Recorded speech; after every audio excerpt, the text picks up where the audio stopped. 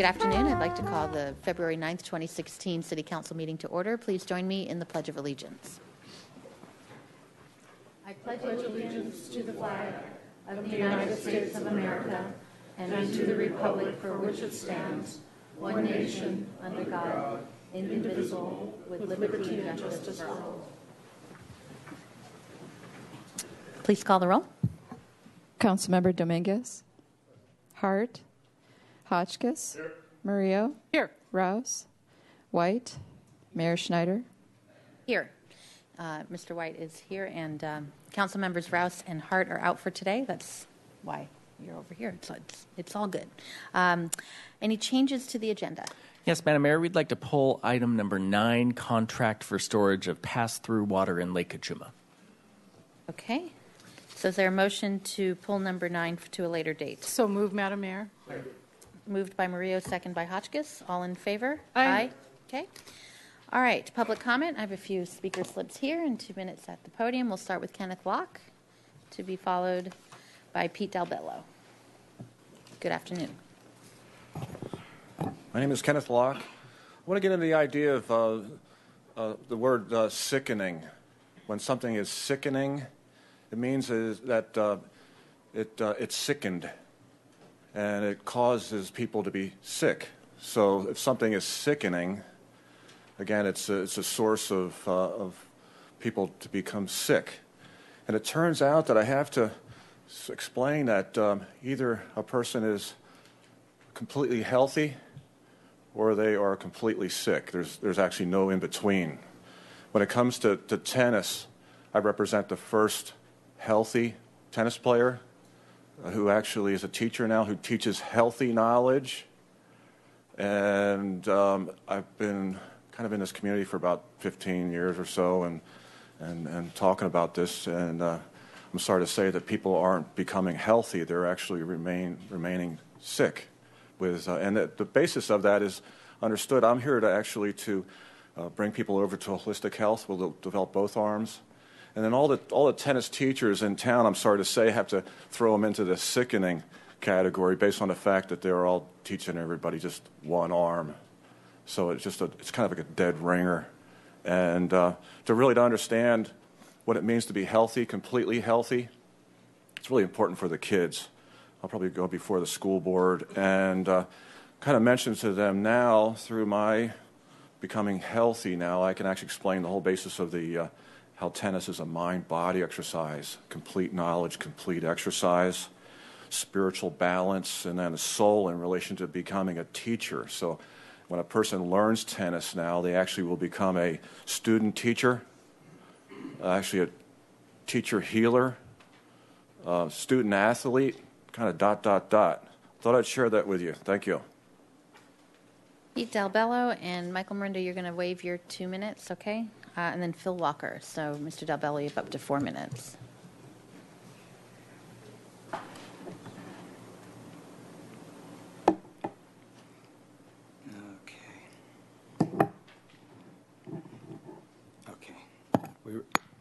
Okay.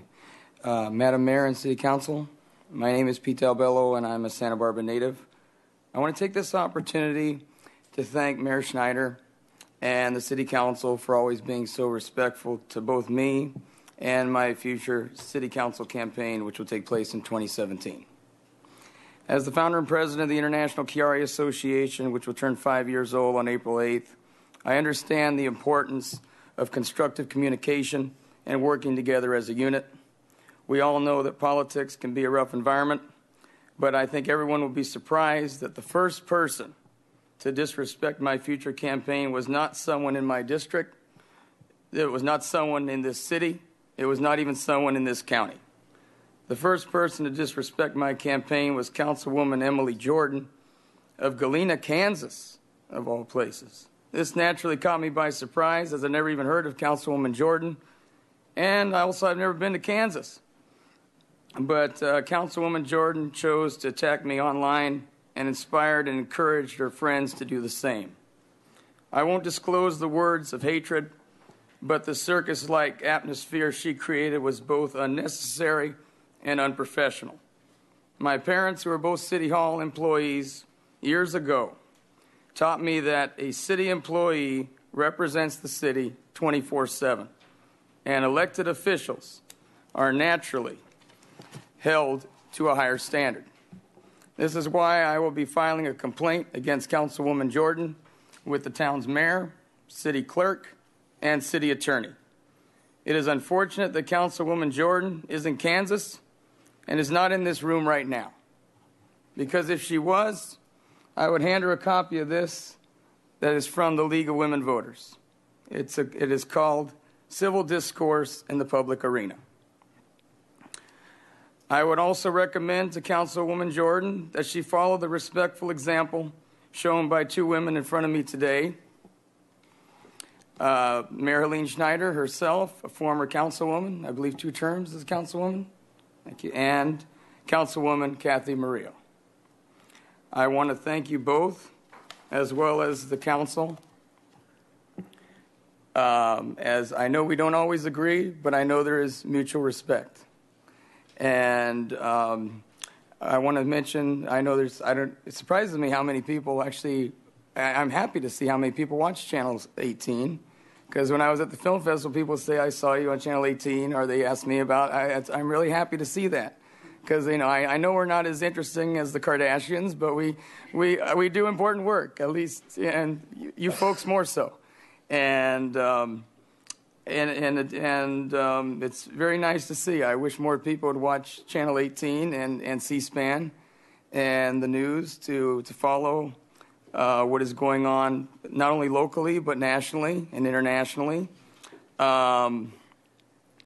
And I also want to mention, if there's any young children watching today, or actually people of all ages, that if someone disrespects you, to always remember, use that as motivation. You almost thank you for your motivation. Thank you for your motivation. Thank you, Councilwoman Jordan, for your motivation. And as Councilman Dominguez will tell you, I was on his campaign. He knows my passion for this city. He knows my love for this city. He called me Mr. Mayor because he knows my love for this city. And in 2025, even know it's a long way away, but I'll be running for mayor of Santa Barbara. So thank you all for your time and for your mutual respect. Thank you. Thank you. Channel 18, I think, is the best reality show on TV. So there you go. Bill Walker will be followed by Tom Woodrow.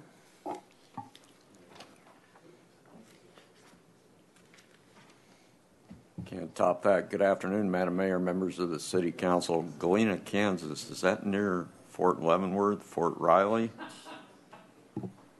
The LBJ, Long Bend Jail, Mannheim and Deutschland? I don't know, man. I'm going to check a map. Okay, the front page today, LA Times, hot and dry, El Nino. Where is it? Miss Lopez with her 5-year-old daughter on the back page. The calor, the heat, it just doesn't go away. So I sense it like Councilman White. It just doesn't feel like El Nino that we're going to get a lot of rain. I'm sure he'll agree with me, and probably everybody I speak to on the street, including the lady just walking in here. People see it. They're smart. And it's good that the desal plan is well underway, and I'm sure Montecito will happily come to the table and possibly Goleta thereafter, because it's in everybody's best interest to get that plan up and running. Thank you very much. Tom Woodrow will be followed by Scott Burns.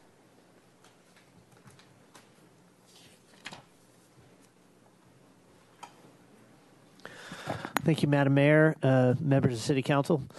Just to follow up on a subject we discussed last week, first of all, I wanted to thank the Mayor for addressing or asking the City Manager to look into ways to finance infrastructure, keeping in consideration the 18% set aside by the county that's going to generate, I think it's $100 million for them, but you are absolutely right. It's not enough for them to cover the backlog, but it's a big step in the right direction for them to try to catch up, Madam Mayor.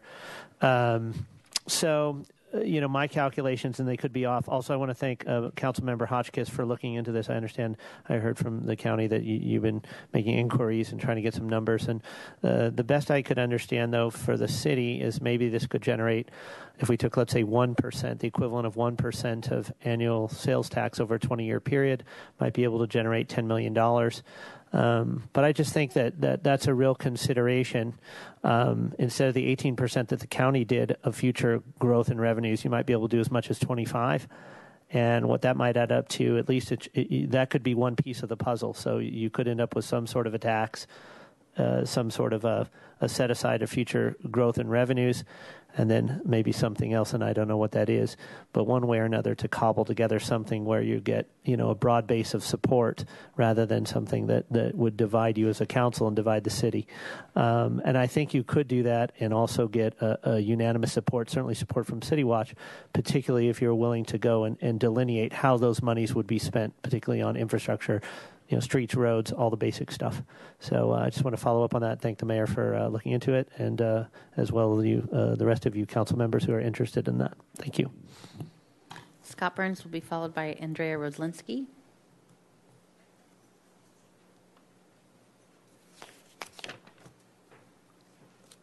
Thank you, Mayor and City Council members. I'm Scott Burns. Joe Darger and myself, we're representing Donate Life. We're going to try to spend about 48 seconds each to be under the 2-minute thing. First, I'd like to thank the mayor for representing the city down in the Rose Bowl. We have a nice, picture of her down there. I'm going to pass it on so you can see it. Everyone else can kind of see it. And Joe's going to talk about something else. Yeah, I'd like to just thank the mayor for attending that wonderful event at the Donate Life Float for the Rose Parade. And also thank you in advance for hopefully a proclamation for Donate Life Month. April will be Donate Life Month, and the city of Santa Barbara has always honored us by issuing a proclamation recognizing April as National Donate Life Month. So along with that, at Donate Life Month, they're going to have a big event in Fullerton where they're going to have a run walk, and anyone from the city is invited to come down if you want to run or walk. That's exciting. Joe and I are both transplant recipients. I've gotten a kidney about 9 months ago. Joe had a heart about 13 years ago. So we appreciate the work. Thank you. Thank you both. That was a very inspiring day, so thank you. Andrea Roslinski will be followed by Rick Morse.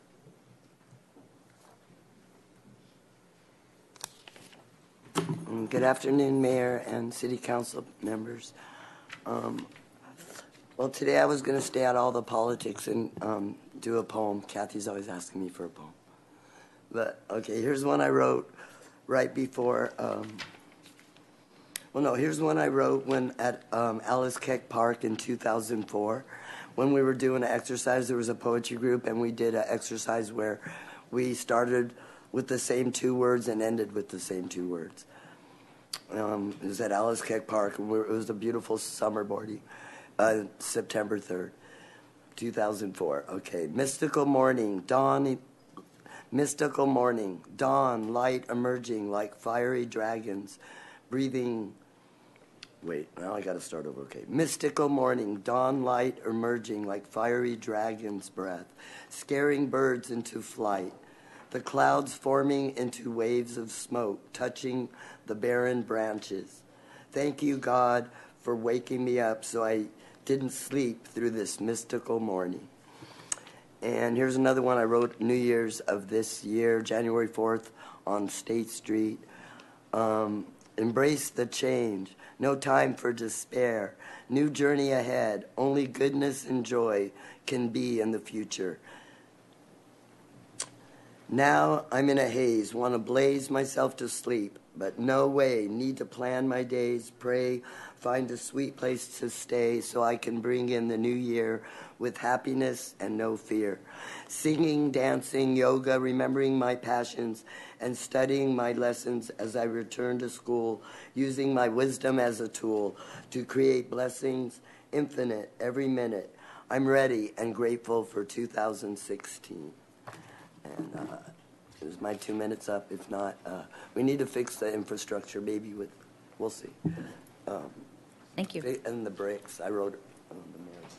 Rick Morris will be followed by Clint Orr. Good afternoon, Mayor, members of the City Council. My name is Rick Morris. I operate MedMar Clinic. I'm also a medical marijuana advocate. A few weeks ago, I sent you guys an email with some photos that depicted chicken pox and facial burns after treatment with medical marijuana topicals. Last week, I sent a PowerPoint that basically distinguishes the difference between open storefront dispensary and a private patient collective. This weekend, I sent a prototype ordinance. It had been worked on by a number of different advocates, presented to a number of different districts. The reason why I sent it to you is because there just might have been something that you may not have thought of in the ordinance that you guys did enact. Yesterday, I met with planning staff to go over the criteria for the application for permit for the dispensing, and I reviewed the Municipal Code 2880, I believe it is. Both of them are very well written to a certain extent, and both of them show that you guys put a great deal of time and effort into this, that it wasn't just something that you threw together. I think it needs to be fine-tuned a little bit. And this morning, I appeared before the Board of Supervisors for Santa Barbara County. I asked them to have their planning staff talk to your planning staff, because after reviewing the ordinance in the city of Santa Barbara, I realized that it requires the cooperation of the county. And it's something that you might want to think about, having your staff contact their planning staff and perhaps working out the nuts and bolts on that. And if you have any questions, feel free to ask or give me a call or whatever. Thank you for your time. Clint Orr will be followed by Crucito Herrera Cruz, and the final speaker will be, I think it's American Contendil. Have to correct me. Good afternoon. Hello again. Been a while. Mayor Schneider, council members, Clint Orr here. I really always seek the high road, and I hate to be a whiner. I really do, but I must speak up at some point. I've been in Montecito now for about 1,000 days, maintaining Coast Village Road and Butterfly Beach, and doing some things, that I think benefit the community. There's 5 light bulbs that have been out there, at least 3 years. I know that I came in here 15 months ago, and I said, and you can look, I said, hey, I understand the plants are dead because there's a water shortage, but why are the light bulbs out? Is there an electricity shortage? I don't know if you remember that. That was 15 months ago. What we have is a leadership shortage. Mayor Schneider, I'd like you to go out and get some light bulbs, okay? It needs to happen. They're sitting there. They're broken glass in front of Starbucks. It's been there forever. It's time. I've asked every single person from the ground up. They blow me off. I know you got crews out there mowing the dirt now. That's a good start. But let's go ahead and put the light bulbs in. I don't get it, okay? It's disturbing to me. So I just would like to see, I'll come back next Tuesday and just see if you made a phone call. But it needs to be done. And it needs to come from the top down. It's not happening from the bottom up. Next week, I want to talk about leadership at Earl Warren. I think we got some problems there. They're running it like a swap meet, and they're not really interested in country culture. I offered country dance workshops for our kids there. They could care less. We got some issues there, and I'll speak about that next week. Thank you. Crucito Herrera Cruz.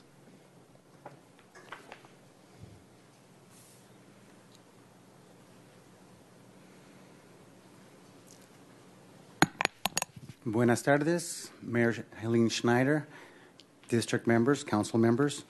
The noise ordinance, it affects the community from celebrating. You're going to talk about the noise ordinance. From laughing, it's a general comment, and from living. Noise pollution comes from a subjective disturbance to one's inner peace or non-peace. This is a very ambiguous in its terms, and it poses legal subjectivity. Okay, I'm going to stop you there if you're going to keep talking about the noise ordinance. You can speak to the item when it comes up on the agenda. So if you want to talk about something else, you're welcome to. Don't interrupt me, ma'am. Food nutrition. Food nutrition on the milk bus, we're missing Scalaris. There's no food on Scalaris. There's no food on Albertsons in the Mesa. There's no food in the 5 Points. You have a legal duty to feed us as a community members. All of us are starving. Malnutrition, underfed? Where's the negotiation from our leadership? Damn you, I'm hungry. But anyways, District 1, you already chose a side with the tourist business district instead of the community with basketball courts. You'd rather choose people smoking bongs and ripping it up instead of playing hoops. Damn, 4 years of this? Oh, Lord, help me. But anyways, coming back to my comments. Those were it. American, and I can't read the last name. I don't know if it's Contender or Contendil, or if you can. It's all right.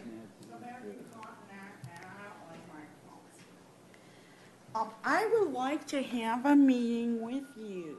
You could speak into the mic, please. I would like to have a meeting with you and Frank Hotchkiss. There's kind of an emergency, so I'll be waiting. Okay, that concludes public comment. We'll move on to the consent calendar. There are some items to read. Item 1, update to Records Management Policies and Procedures Manual, recommending that Council adopt by reading of title only a resolution of the Council of the City of Santa Barbara approving the City of Santa Barbara Records Management Policies and Procedures Manual and rescinding Resolution number 14006. And item 2, authorization to request correction of Department of Water Resources groundwater basin map for the Foothill Basin, recommending that Council adopt by reading of title only a resolution of the Council of the City of Santa Barbara authorizing the Public Works Director to submit a request to the California Department of Water Resources for a groundwater basin boundary modification for the Foothill groundwater basin. Thank you. Without further objection, we'll waive further reading. There's a speaker slip, and I know Councilmember Murillo wanted to pull item 3. Are there any other items? No? Could you read item 3, please? Contract for Streets Maintenance Planning Support Services. Hey, Ms. Murillo. Thank you, Madam Mayor. Mr. Toth, I had concerns about an extra $100,000 on this effort. An RFP went out in early 2015, and you received a report of recommendations on how to improve efficiencies in the Public Works Department in late 2015. So that's pretty recent, and now you're asking for more money to implement it. Okay, the first question, how much did it cost, the original report? Because it doesn't say that in the council agenda report today. Madam Mayor, Council Member Murillo, I believe it was something on the order of $100,000, again, from $90,000 to $100,000 for that initial study that was done in 2015. I may be off by a little bit, but that's the ballpark figure. Okay, and it recommended a sequential step-by-step implementation of some recommendations. Madam Mayor, Councilmember Murillo, yes, it made key recommendations, a little over 50 recommendations on what the city could do to improve its current operations and maintenance activities in the street section of Transportation Division. Okay, and so it seems like you haven't had enough time to start implementing it. Can you explain why you need $100,000 more dollars? Well, I believe that city staff certainly is capable of implementing the majority of these recommendations in due time. However, time is money, and it was our determination that it would really expedite changes that result in good savings for the city if we expended the $100,000 on this consultant contract so that they could complete the work with us necessary to implement these key recommendations in about a 6-month time period. For us, left to our own devices, we could do it, but the time frame would be much expanded. It would probably be a couple of years or more, and that equates to savings in staff by being able to implement these changes sooner.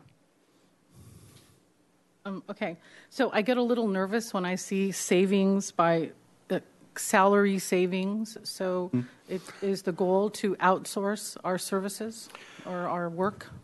Madam Mayor, Councilmember Moreno, no.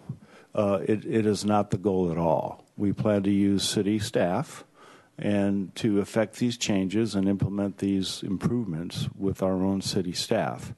As you know, the city does contract out certain construction activities, and then we also contract out certain key activities like street sweeping within the transportation division. But the current city staff activities will remain that. We believe we'll get both efficiency and improved effectiveness in the coming year, and that in the short term we'll be able to increase productivity of our own city staff through utilization and implementation of this contract. Okay. So I guess I'd like to say to Mr. Casey that the pickle I feel like I'm in is it's not my job to micromanage, right? I want to keep an eye on this, and I'm wondering how much Public Works staff, the actual workers, are engaged in this. Because if you've read the report, it's very detailed about planning, organizing, figuring out what resources you need, and then feedback and efficiencies. And it just seems terribly important. And maybe you and I need to have a meeting afterwards so you can set my boundaries for me. But I'm going to pay attention to what's going on in this contract. Okay. Certainly we welcome that from the city staff perspective. We think that your involvement's key and very important. Also, all of our activities, as we know, in the coming months will be going before the Finance Committee, as they'll be reviewing a lot of our key activities and helping us make decisions in terms of budget and how we expend our funds. The report itself that you have a copy of talks about the inclusion of employee work teams and how instrumental and key they are to us as we craft our new direction and how we fine-tune and make more effective our maintenance procedures. So city staff will be greatly involved in this process. And this will lead to better street maintenance? I mean, isn't that what we're always wrestling with up here, is the road maintenance? Yes, sidewalk maintenance, and street maintenance, storm drain maintenance. Tied to all this is the need for us to find funding. Very good. Thank you. Thank you. Mr. Dominguez? I had a few questions, but I also wondered if it might be possible to table this until the next meeting because of the questions. And I know we have a very long agenda and a long closed session. So would it Maybe ask your questions, and if they can be answered, then... Well, there's a long list, and I'm not sure if I want to push back. And would it, in terms of a delay of, I guess the next meeting won't be for 2 weeks, would it jeopardize the ability to go through with this contract if we were to approve it in 2 weeks, or? Councilmember Dominguez, no, it would not. It would not jeopardize it. It will prolong the time period for us to implement change. Okay, and I'm always hesitant when we have a gap in council meetings, and this one's because of a holiday. But that would be my notion, and I'm not sure procedurally how. Okay, well, we do have a public comment speaker slip, so why don't we go there, and then if we can deliberate up here whether we want to pass the item as part of the consent agenda or table it. Did you have a question, Mr. White? Well, I was just going to make this comment, Madam Mayor, and that is that my understanding of the consent process is when we look at the list, if there's something to be pulled, it's to become a de facto agenda item to discuss. Right. So there's nothing wrong in asking your questions. Do that today. Right. So why don't we get Cynthia Guena up here, and then good afternoon. Members of Council, good afternoon. Cynthia Guena from SEIU Local 620. If this is held over, I'd be happy to keep my comments until then. No, so, why don't you make your comments now, and we're going because we haven't made that determination yet. Okay, very good. We are concerned about the expenditure of the $110,000 in a department that is facing financial difficulties.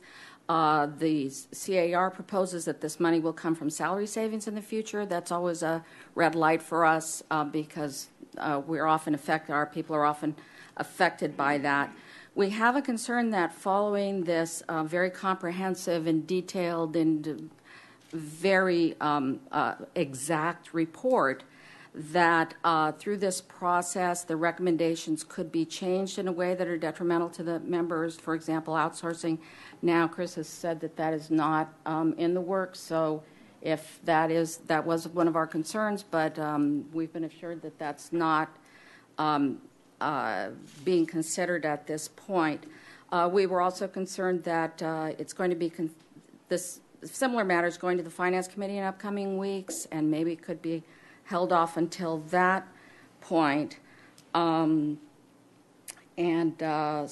we were hoping that there would be some, further study on this, maybe to see whether or not this is justified. The CAR says that existing staff can perform these duties, and Mr. Tots said the same thing. So it seems like that's taking money out of a budget that could better be spent in other ways. Okay. Thank you. So let me make sure I understand what it is that's in front of us and how it relates to the comments. This is a request for funds to go to an outside firm to do a bunch of planning on structure and management of the streets division of the Public Works Department, in order to help you figure out how we are going to tackle the bigger picture of street maintenance. And the idea is to go to an outside source that can focus on it, who can do the work faster in terms of the planning, which I think, as you said, saves us money because it's not taking as much time to do the work, which means it's faster time to get the work done in terms of the capital, right? And time is money when it comes to fixing the capital. So then concerns about outsourcing, restructuring the department, salary issues, staffing, that comes later. Is that part of the Finance Committee item? Am I understanding what's in front of us? Madam Maybe Mayor, Mr. Casey? Why don't I try to put it in context for you? Thank you. As you know, streets funding has been a priority for this council for a number of years, and we've been looking at a number of ways to try to shore up our streets account and to be able to have more money for streets capital. A little less than a year ago, we decided to do an audit of the streets operations to try to look for opportunities for improvement, because as we showed to you last week, the streets operations side of your streets project is over $4 million, I believe, if I recall. It's a big chunk of where our streets money goes is to this operation. We completed that report. Came up with a list of recommendations, and we feel there's a lot of value in some of those recommendations and feel we should implement them sooner than later so that we're getting the most bang for our buck out of the money that we're spending on the operations side of that dial. And we think that hiring this firm to implement it will get us to those efficiencies quicker so that we'll get more product out of the money we are currently spending in the operations side. And so that's the goal of bringing this forward, is to expedite those efficiencies on that $4+ million that we're spending on the operations side, while at the same time referring the overall issue to the Finance Committee to look at all the programs that we currently fund out of the Streets Fund, to see if there's any opportunities there, to look if there's a need for additional resources. We talked about this last week quite extensively. We've been talking about it for the last year. So this is kind of a razor-focused work to try to get more efficiency out of one of the key programs that's funded in the Streets Fund. Okay. So, Mr. Dominguez, are there other questions? You could certainly ask those questions now in making a decision of whether you want to vote on this or not. Or, Mr. White, go ahead. So, again, fundamental process.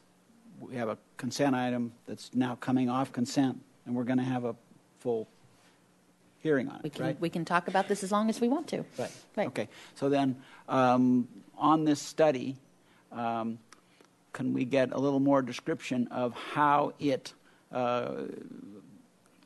complements the previous study, and perhaps give us an example of how this would work vis-a-vis the previous recommendations? Madam Mayor, Councilmember White, members of council, Rebecca Bjork, Public Works Director. I'm going to jump in and join Chris here. Of course, he's come in somewhat in the middle of this process. The intent of this study is to set up new systems and new approaches to the way that we prioritize and implement work, with the goal to being more organized and therefore better able to accomplish additional work. The staff that are in the street section doing the work are experienced in doing the work. They are less experienced in the organizational management and the development of systems and programs to implement the work. So whereas I'm confident they could learn to do that, they would be learning. And at the same time, trying to change their business practices, trying to change their work practices, while also keeping up with a workload that has historically been almost completely reactionary. So we need to still go out and address the problems that are arising, plan to do that on a more proactive manner, and take on the workload of changing the way that we're doing the work. So having somebody who's had experience in doing these kinds of processes come in to assist us allows us to streamline that effort. The goal is to move to a more planned and proactive approach to managing work so that when we're going out and patching a pothole on a street, we're patching all the potholes on that street. Yes, and I can give a brief example that we experienced here this last month. We were preparing for a storm event, and so we said to staff, here's a list. We want you to go out and ensure that all these storm drain inlets are freed and accessible for us to maintain an emergency, clean them before the storm, and make sure that we can open them up during a storm if we need to. Gave a list, probably about 100 areas. Staff went out and dutifully completed that work. However, we observed that they weren't going in a geographical area and doing all the inlets, going up and down a particular street.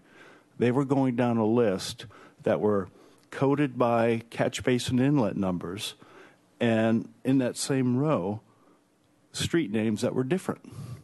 And staff was following the street names to find the inlet IDs because they didn't have a map. And so they were jumping around town, going back and forth to access these inlets. When I talked to the supervisor, I said, why did they do that? He said, well, I gave them a list. And I said, well, okay, but we didn't give them a map. And so sometimes these issues of planning and directing staff are simple, but we haven't thought through how to present that information to staff and how to give them direction. This group is going to come in and help us streamline that so we're much more effective in how we do our work. So the staff did exactly what they needed to do in the way they were told. The question is, how do you organize something ahead of time so you maximize the efficiency so they can do more work in a fewer amount of time? Yes, ma'am. Okay. So it's not about, okay. Ms. Maria. Thank you, Madam Mayor. I'd like to suggest that we go ahead and approve this, but ask for a report back at some point, and that would give the council time to read the report. I found it fascinating and very interesting about the effort you're going to make, on those 4 attacks. So if that sounds like, okay, I move that we approve this and ask for a report back when there's a time, when there's something to bring back to us. A second. Okay. All right. Do we know what the motion is then? Yep. All in favor? Oh, sorry. Wait. I have lights on. Sorry, Mr. Dominguez, did you want to say something? I had a question about how we chose LA Consulting Incorporated. Madam Mayor, Councilmember Dominguez, we issued a request for proposals. I believe we sent it to, I know we sent it at least 5 firms. I think it may have been 7. We received 2 responses. We talked with, but from looking over the 2 responses, one of the 2 firms was very budget-oriented. We liked LA Consulting because they are very field-oriented, and we really want somebody to work closely hand-in-hand with our crews. So that's how they were selected. Okay. All right. Now the lights are off. We have a motion by Murillo and seconded by Hotchkiss. All in favor? Aye. Okay, that's unanimous. Thank you. Anything else on the consent calendar, or is there a motion to approve the balance of the consent calendar? Moved by White, seconded by Hotchkiss. All in favor? Aye. Okay, that's unanimous there. Okay. Thank you. Thank you for that conversation. As you can tell, this is going to be a complex process moving forward. We are up to item number 8. Amendment to the noise ordinance defining noise disturbance and administrative citations for violations, recommending that council introduce and subsequently adopt by reading of title only an ordinance of the Council of the City of Santa Barbara amending Chapter 9.16 of the Santa Barbara Municipal Code in its entirety pertaining to noise. All right, Mr. Brumond. Hello. Thank you, Madam Mayor and City Council. Andrew Brond, Project Planner. I'm here to talk to you today about our proposed changes to the noise ordinance. I'll give a little bit of background as to where this comes from and why this is coming before you now, specifically with respect to Santa Barbara City College and the neighborhood around there. I'll talk a little bit about the problem as we have identified it and the keys changes that are proposed to be to address those problems. I'll also go over our outreach and our conversations at Ordinance Committee 2 weeks ago, and we'll discuss what our possible next steps are. Firstly, as background, almost 2 years ago, Santa Barbara City College convened a neighborhood task force comprised of students, faculty, staff, city staff, and neighbors in the Oceano and West Side neighborhoods to discuss issues regarding neighborhood compatibility. There was a lot of complaints and problems around there that they've identified associated with partying and rude behavior and noise. So we looked at the city what the city staff can do to address that noise issue, and we found that this current noise ordinance isn't an effective solution at addressing the problems that neighborhoods are experiencing. I have an example of that in the picture there. So just as a way of background, noise is defined as any unwanted sound, and therefore noise is fundamentally in the ear of the beholder, if you will. In California law, we typically define a significant noise impact as a community neighborhood equivalent level of greater than 65 decibels. That's a little bit louder than a conversation that you would have with a person about 3 feet away from you. The city noise ordinance currently defines noise as greater than 60 decibels at a property line or greater than 45 decibels inside a residence. And just to show how loud that is, because, again, decibels are logarithmic, and that's not an intuitive way of measuring things. 60 decibels is about a conversation or a dishwasher. 45 decibels is a little bit louder than a refrigerator. So if you're experiencing noise inside your home, that's a really quite low threshold. So the key changes are principally introducing model language from the Environmental Protection Agency's model noise ordinance that defines a noise disturbance and establishes an administrative violation that's instead of a misdemeanor citation of disturbing the peace as another option for law enforcement in enforcing on noise complaints. It also defines specific conduct so that noise disturbance has some structure to it. There are some exclusions where the noise ordinance would not be applicable, and it also establishes an administrative enforcement framework, and I'll go over each of those briefly. The proposed change includes a definition of noise ordinance as plainly audible by a person of ordinary sensitivity at a distance of 50 feet. So that doesn't tie it per se to a property line, though we would retain that 60 decibel property line definition. There are exceptions if noise doesn't exceed its own penetrate its own boundaries. If it's contained within a concert hall, say, and it's not causing a disturbance to people inside there. The examples that the draft ordinance includes of specific conduct that would be prohibited under this definition: loud television, musical instruments between 10 p.m. and 7 a.m., any amplified sound during those hours, or animals and birds that are kept as pets that are making repetitive noise. It's not an exhaustive list. It's just intended to provide some guidance to enforcement staff in the field as to what a noise disturbance might look like. And those hours of 10 p.m. to 7 a.m. are pretty standard because those come from the EPA model noise control ordinance. Those are typical, especially in local government. Some activities that are excluded are those that are sponsored or on the property of local government. The purpose is to avoid a situation where the city of Santa Barbara would be issuing itself a citation. The intent there is that local government has recourses, specifically, attending a city council or board of supervisors meeting to address those concerns. You do not need to address that through engaging law enforcement. Speaking of law enforcement, we would be adding an administrative fine. We would still retain misdemeanor disturbing the peace as an enforcement tool. The proposed fines would be escalating, starting with a warning or advisement that there's a problem, and then escalating fines as repeat violations occur. And I believe we have a 9-month period. So if you held a party once a year, it would always be the minimum violation. But if you have repeated visits by law enforcement, it can get expensive quickly. It also includes language to enable staff enforcement. That's not per se proposed, but that would make it possible for community service officers or a similar student neighborhood assistance program that is proposed in the police department to issue citations in the future if that's necessary. City staff did a pretty robust outreach program to try to engage with various neighborhoods. We held a public workshop last summer.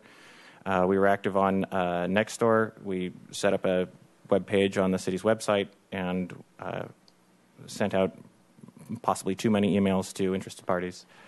We met with the Neighborhood Task Force and the Santa Barbara City College Student Senate, as well as with the Downtown Organization and Downtown Santa Barbara and Chamber of Commerce and other neighborhood and business groups.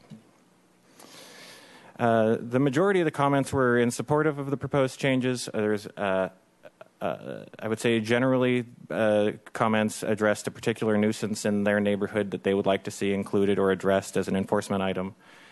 There were some concerns about schools and parks being exempted from the noise ordinance because those are a source of nuisance noise for some, as well as downtown noise, particularly restaurants and nightclubs, and vehicle noise such as the backup beepers on large vehicles and motorcycles, and of course leaf blowers. Ordinance Committee reviewed this 2 weeks ago and forwarded it to City Council with supportive comments and recommended adoption. We had robust public comment there as well. So staff's recommendation for you is to approve the ordinance as proposed and also to provide guidance on some of these other outstanding issues related to neighborhood and downtown noise. Thank you. Great. Any questions first before we go to public comment? Mr. Hotchkiss. Quick question. The Student Senate, what did the Student Senate have to say? Do you recall? Madam Mayor and Councilmember Hotchkiss, I'd ask for George Buell to answer that. He was the one in attendance. Buell, please. Madam Mayor, Councilmember Hotchkiss, I'm George Buell, Community Development Director. Last Friday, I met very informally with the SBCC Student Senate. I advised them of the proposed amendments, and as you may or may not recall, throughout the course of the Neighborhood Task Force meetings, a representative from the Senate was appointed to the task force. She attended most of the meetings. Towards the end of the semester, her attendance dropped off, but all throughout, the representative to the task force, as well as the two times that we met with the SBCC Board of Trustees, we received positive comments on behalf of the Senate. Generally supportive, would you say? Generally supportive. However, last Friday, there was disagreement among the Senate, and I don't think I don't know formally what type of position they may have agreed to represent today. I do know that there are representatives from the Senate here today, but it was the first time that we heard significant disagreement from the Senate, and I'll let them describe that as they come up later on. And the other student organizations were generally supportive, had corrections or additions or thoughts on the whole process here? Madam Mayor, Councilmember Hotchkiss, the involvement of student involvement was principally through the Board of Trustees and the Student Senate. There was a representative on the neighborhood task force as well, but we've not received public comment written or spoken by student groups previously. Ms. Murillo? Thank you, Madam Mayor. May I inquire about the ownership of Ealings Park? Some email came through and said that Ealings is owned by the city, and I had been under the impression that that there was different kinds of ownership. Maybe where the landfill used to be was city property. And can you clarify that, please? Madam Mayor and Councilmember Murillo, yes, it is city property. It's on a long-term lease with the Ealings Park Foundation. Okay, thank you. So the zoo's in similar situation, right? Yes. Yeah. Okay. Mr. White? Thank you, Madam Mayor. My question's about Ealings as well. And that is that there's obviously the noise ordinance is one place to be looking to abate noise, and that I'll first of all say that Ealings, and in particular Godric Grove, has been one of the places that I've received the most complaints over the years as far as noise goes. And I'm expecting that there are a couple of ways, or a few ways, that managing those issues can occur. This is a blanket approach that's proposed here on some areas, and then Ealings itself is a conditional use permit, is it not, or some kind of entitlement that's specific, and that could include noise mitigations, shall I say?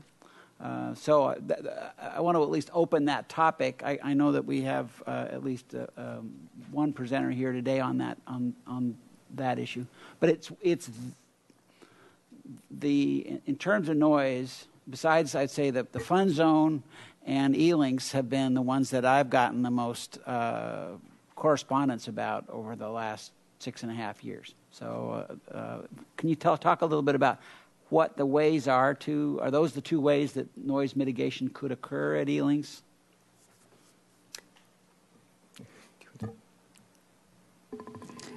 Madam Mayor, Councilmember White, Jill Zachary, Parks and Recreation Director. The city has a lease agreement with Ealings for the city-owned property that was the former landfill. And in that lease agreement, it calls for Ealings' responsibility to operate and manage the site in accordance with city laws and policies and in consideration of the adjacent neighbors. The south parcel is owned entirely by Ealings and managed by them, so it's not city-owned. The open property. Space area, yeah. Right, and as I understand it, Ealings has policies in place for how they rent their facilities and considerations for noise, and we look to them to manage their facility so that it works well with the neighbors. Okay, well, I'll ask more questions later, but thank you for that introductory piece anyway. Okay, we'll go to public comment. We'll start with Laura Nisley, to be followed by Michael Nelson. And you have 2 minutes there at the podium. There's a clock right there. Thank you, Madam Mayor. My name is Laura Nisley. I work for Ed St. George and Associates.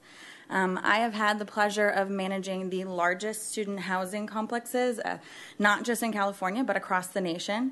And I now oversee the largest student apartments in the Mesa area, Beach City, which has almost 500 students. I'm a firm believer in purpose-built student housing because I feel that it offers all of the outlets for a student to express themselves socially at loud noise levels at times, academically in study rooms or other noise-monitored spaces, physically, through community-hosted events, a fitness center, or intramural sports. And it creates an environment of like-minded individuals, students, to come in a place that offers amenities and resources and professional management. Professional management that living in a residential home might possibly lack. I am in support of this noise ordinance because I understand the impact that a house of 6 to 8 18 to 21-year-olds neighboring a family or a family with children might have, not having anybody to call or hold accountable for the noise levels. The proposed noise ordinance completely aligns with our philosophy that the students at Beach City, as well as the students that live amongst the neighborhood, are part of the greater Mesa community, and they're responsible and they will behave, in such a role. I feel that this ordinance will be a great tool to all of us in addressing any future noise issues, and will most definitely promote and foster a more compatible and respectable community. Thank you. Thank you. Michael Nelson will be followed by Bill Oliphant.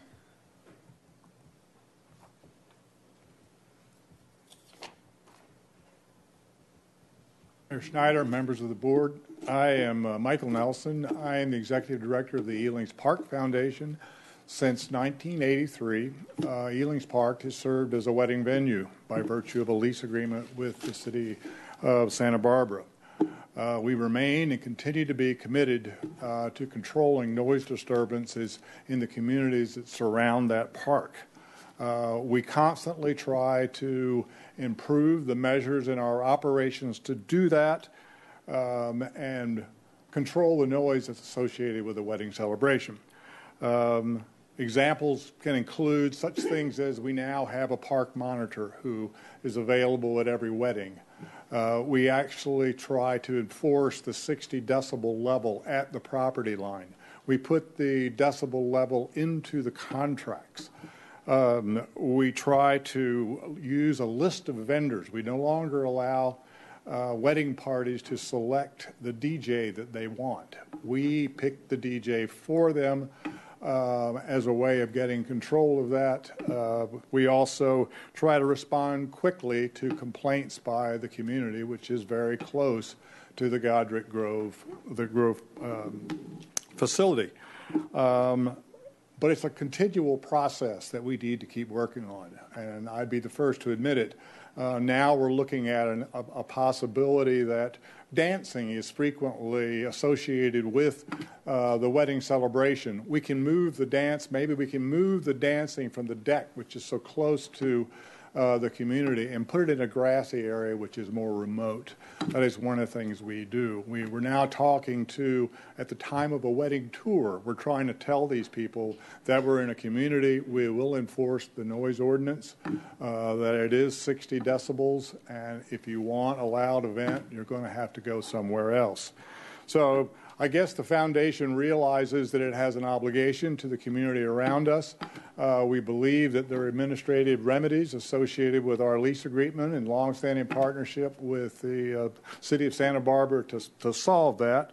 And we look forward to working with the community and this council and staff to do that. Thank you. We have some questions first. Okay. Mr. Hotchkiss. Thank you, Madam Mayor. Just a quick question. Whatever complaints you get, are they mostly from Bel Air Knolls? Because as I remember, the wedding site is kind of overlooks Bel Air Knolls. It does, yes. There's probably about 9 property owners that have the most frequent concerns about noise. Okay, and you are trying to address that and bring things down? Yes, in fact, we've actually interrupted weddings. We're starting to do that. Perhaps we need to do more of that if the citizens are so concerned about the noise disturbances. But we try to enforce our contract.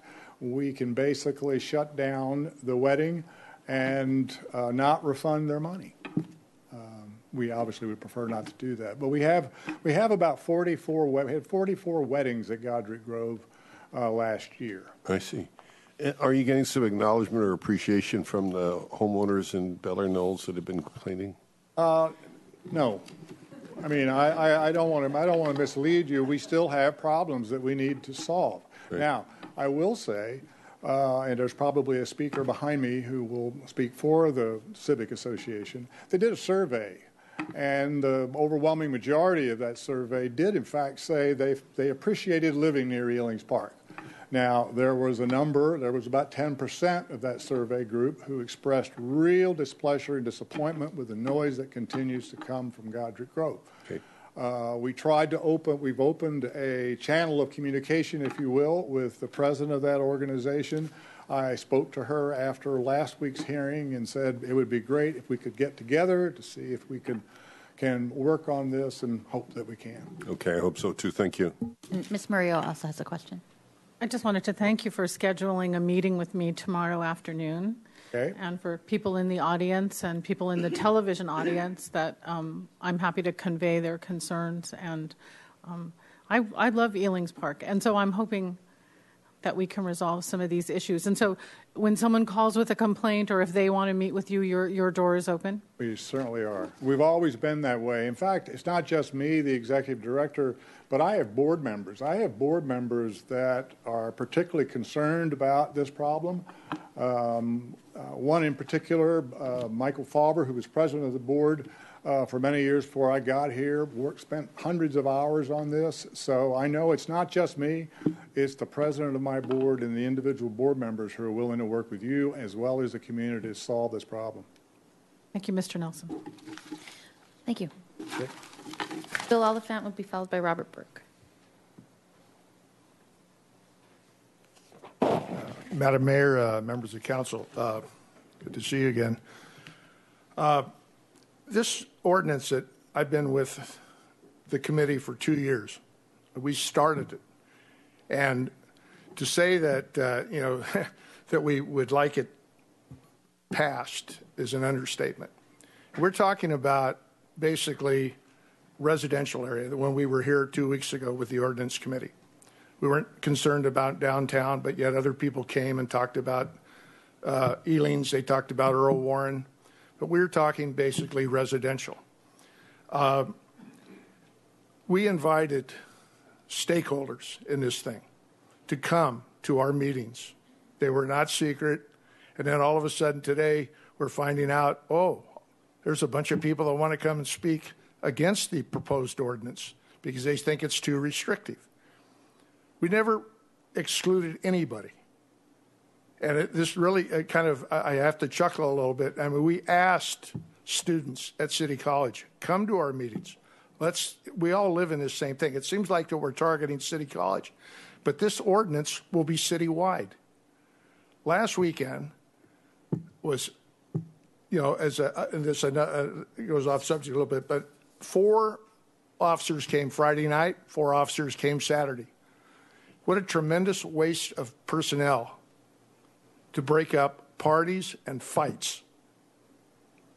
And this is the kind of thing that the city's dealing with when they have no way to enforce other than with, the quote misdemeanor. If we change it over, take it away from the penal code, put it under the municipal code, do the San Luis Obispo model, I think that we will have a successful type of some kind of, understanding of how people are supposed to act in this city.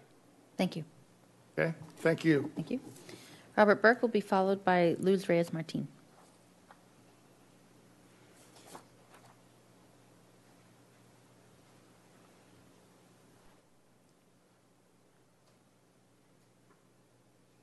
Maybe my comments are based on a misunderstanding, which I'm willing to acknowledge. This law says that the noise has to cross over a property line. In an apartment building, what about the people upstairs? Are they barred from complaining according to this law? What about a large area? At Schiffco, where I live, it is one big campus within one property line that contains about 100 units. This code includes noise from animals. Does this mean in a neighborhood of individual houses, one person next door within 50 feet of an offensive noise has more right to complain than I do, being irritated by a dog's continuous barking 100 feet away? I think that this also has equal treatment challenges. One class of people, those disturbed by noise, are separated into 2 different classes, those where the noise crosses a property line and those where the noise does not carry across a property line. In each case, the noise is sufficient to disturb, but property owners in individual houses receive preferential treatment compared to renters in buildings. The Dog Whisperer has shown us that putting up with dog noise as a part of city living has been replaced with zero tolerance. Science has shown us that dogs bark because they think they are the alpha dog. When this is corrected, the barking and the leash tugging disappear. Also, the proposed code says that a distance of 50 feet. Does this mean that more or less than 50 feet is not actionable? What if the noise is at 50 feet but does not cross a property line? The worst case scenario is that I sue my neighbor, The case is tossed out because of the property line issue, and I appeal because of unequal treatment before the law. This means I sue the neighbor, the housing authority, and the city. Not something anybody wants. I suggest you delete the words property line. I suggest you correct the 50-word limit wording.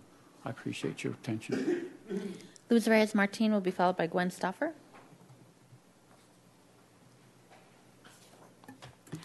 Good afternoon, Madam Mayor and members of the City Council. My name is Luz Reyes Martin. I'm the Public Information Officer for Santa Barbara City College.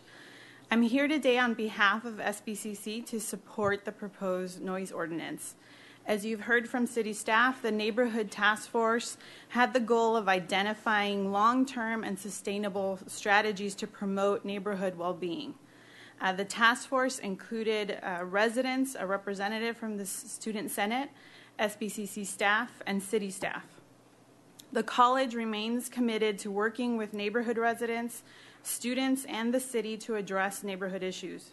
We look forward to working with city staff on the Student Neighborhood Assistance Program, also known as the SNAP program, and we urge the council to approve the proposed changes to the noise ordinance. Thank you. Gwen Stoffer will be followed by Tamara Erickson. Thank you, Madam Mayor and members of council. My name is Gwen Stoffer. I'm a resident on the Mesa. We're very grateful to the city staff and the ordinance committee for all their work on this revised ordinance. In our neighborhood, we've also been working for 2 years with you, with City College administration, whose support we appreciate, and our neighbors, who include families with children, working folks, and retirees, with numerous landlords, the police, and full-time residents from many other parts of the community, and even with students who want peace and quiet so they can study and sleep and actually succeed academically. We are aware that the entire community of Santa Barbara is diverse and complex, and that presents a constant challenge in creating policies that work for everyone. The proposed ordinance revisions might not please all of the people, but let's face it, how many public policies or ordinance actually do? If this ordinance has flaws, imperfections, or omissions, that will be discovered best by putting the ordinance to work. And should that be the case, there is likely to be overwhelming public support to amend the ordinance appropriately. Like so many who support this revised noise ordinance, I'm a full-time Santa Barbara resident. I pay taxes to make this a better community. I even pay taxes to Port City College. Students are guests in this community. There are 113 community colleges in California. They don't have to come here to go to school. But if they choose to come here to go to school, the students, or anyone else who's a guest in our community for that matter, should be respectful of those who make this community their permanent home. We've worked and waited for 2 years on this revision. It's been a very unpleasant wait. We need this ordinance now so we can have peace in our own homes, sleep well, and be productive citizens. Please, let's get this ordinance passed and let's put it to work. Thank you. Tamara Erickson will be followed by Joe Sullivan. Mayor Schneider and Council, good afternoon. Tamara Erickson. I read the agenda report, which says that this particular agenda does not directly address the noise problems downtown, but I wanted to urge you to recommend to staff that either you include it in this existing ordinance or you follow up quickly with something. This ordinance talks about noise abatement and party disturbances at night. That's a direct quote. And I've been, talking about this for years. You know my concerns. But with a hotel downtown, these are very real issues that we also deal with constantly. And I would urge you not to separate out two different groups and inconsistently enforce the ordinance, but either apply the existing ordinance that you're looking at today to the entire city and give hotel guests who are coming to town the same protection that you give residents of the Mesa. I think that not uniformly enforcing an ordinance on the books it does a disservice to the rest of the community, and so I urge you to look at that as you're considering this, and please don't leave us stranded downtown. Thank you. Joe Sullivan will be followed by Deanna Bottoms.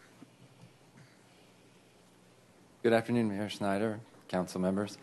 I'm here representing Santa Barbara City College. I was not on the original neighborhood task force, but I'm now on the neighborhood task force implementation team. And we consider this to be an important aspect of the implementation.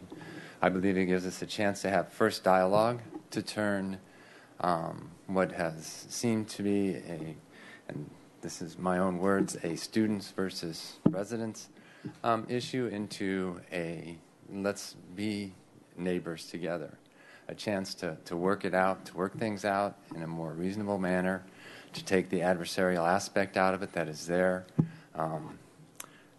I think the real issue is just being a good neighbor, and it's not limited to students, nor should this be considered a student versus residents issue. We're all residents, and it's important to be good neighbors. And I and the college feel that this is just an important first step, as I said, in making that work in a more conciliatory fashion and not as an adversarial issue. Okay, thank you. Deanna Bottoms will be followed by Tom Woodrow.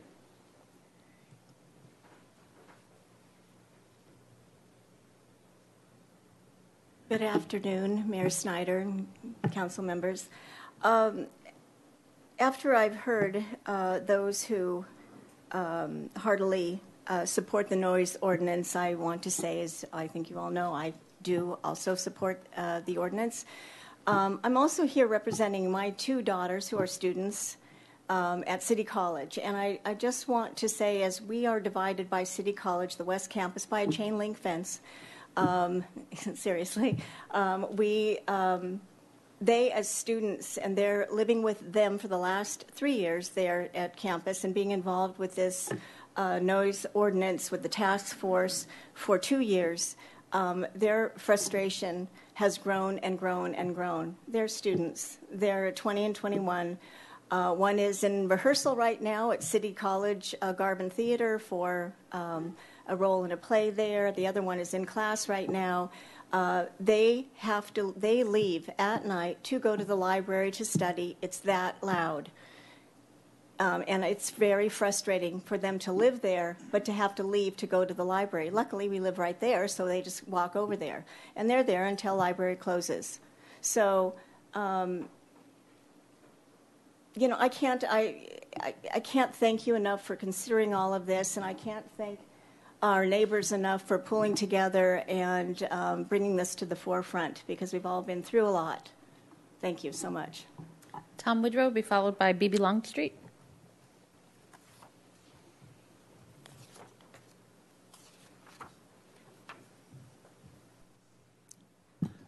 Thank you, Madam Mayor, members of the council. Tom Woodrow, Santa Barbara City Watch. I wanted to speak on this issue because I have some personal experience with noise ordinances. Back when I worked for Supervisor Chamberlain many years ago, we had what was reached a crescendo of a problem in Isla Vista, and it was costing the county $300,000, $400,000 a year at the time in law enforcement during the Halloween celebration. What we worked on with then Sheriff Thomas was a noise ordinance for that particular weekend. Basically put a ban on live music after a certain hour. And that ended up being a tremendous success. The first year was implemented, went from 1,000 arrests down to very minimal arrests and very few serious instances of crime, some of which things were got as serious as rape, theft, vandalism, etc. So I had some personal experience with that, and as a city watchdog group, we certainly support the idea of having neighbors in that, and not only just neighbors who live there, residents, but also students, who are studying and really want to take ownership of their space and be able to succeed and not have to go to another place because a party is too big of a decibel level, live music, and then it goes off until 2 in the morning or 12 at night, however it is, it's too late. So that's some of my experience. Another experience we had was certainly with regard to the Santa Barbara Bowl when I was working for the county, and they eventually implemented the 10 p.m. Curfew for noise for bands to leave, and I think that was reasonable for the neighbors and reasonable for the bands, except for the band Tool, which infamously played well past its 10 o'clock and was unceremoniously dismissed from any future performances. So we support your efforts at abating the noise. Bebe Longstreet will be followed by Lori Marks. My name is Phoebe Longstreet. I served on the City College Task Force. I'm a 30-year resident of the Lower West Side. I've lived in an R4 neighborhood with large apartment buildings. And the difference now is it's a transient population. When you know your neighbors over several years, you respect each other. When it changes every 6 months, it's really hard. So I support this ordinance as a tool to help us deal with the unruly. Not all students are unruly, but all it takes is one. The house behind me that used to house a family now has 6 students in it, 6 separate students. That's why I support the landlord measure of this. It is not my job to manage his property. And he is getting quite wealthy off those 6 students that are not being managed. Some of those large apartment buildings are now charging per bed. They're getting very wealthy off this. And it's changing the nature of our neighborhoods. So we, I think, need to take a stand. This decriminalizes it so that a student does not end up with a criminal record if by some chance it was ever to be prosecuted, and gives us a tool to actually control the noise. It does not meet every need in our neighborhood, but it meets one of the needs that we need to right now. So I hope that we can move forward with this very quickly. Thank you for all your work on it. Lori Marks will be followed by Nadine Turner. Hello, I'm Lori Marks. I'm a resident of Loma Alta Drive, very close to City College. I've been living there for 25 plus years, and I would agree with Phoebe that the neighborhood has changed a bit. I strongly urge the council to adopt the revised noise ordinance and want to thank city staff and the task force members for investing their time to craft this revised ordinance that addresses a significant problem and creates meaningful tools for enforcement. Thank you to the Ordinance Committee and full council for your consideration and your vote to adopt the ordinance. My neighbors and I hope that the city administrator can work to have it in place before City College's summer session begins. While we haven't had any students speak yet, I anticipate that we will, and I would like to say that I don't think the ordinance is overly difficult to live within. If you're creating a noise disturbance and a neighbor complains, you will receive a warning. You have the opportunity then to move inside, turn down your music, and continue to enjoy being with your friends and incur no fine. The noise ordinance amendment would empower the police department and zoning staff to issue abatement orders and administrative citations if the violation is not removed. In other words, if you receive a warning and you choose to ignore it, you will be in violation. It is your choice to comply with the ordinance or ignore the warning and incur a fine. It seems pretty fair to me. Please, let's get this ordinance in place. Down the line, we can work together to refine it as we live with it and identify areas for improvement. Thank you. Nadine Turner will be followed by Emily Gribble. Good afternoon, Madam Mayor and City Council members. My name is Nadine Turner. I'm Assistant Manager at Hotel Santa Barbara.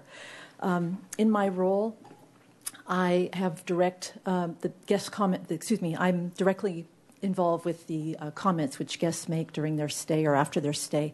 The majority, I'm happy to report, are very positive. However, we do receive some negative ones, and oftentimes they are related to noise from State Street.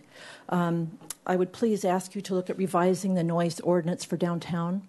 I'd also like to extend an invitation for you to spend the night at the hotel on a Saturday night. I have a lovely room waiting for you. I would describe the ambiance sometimes as an assault on the senses, to put it mildly. So thank you for your consideration. Emily Gribble will be followed by Lexi Vallis.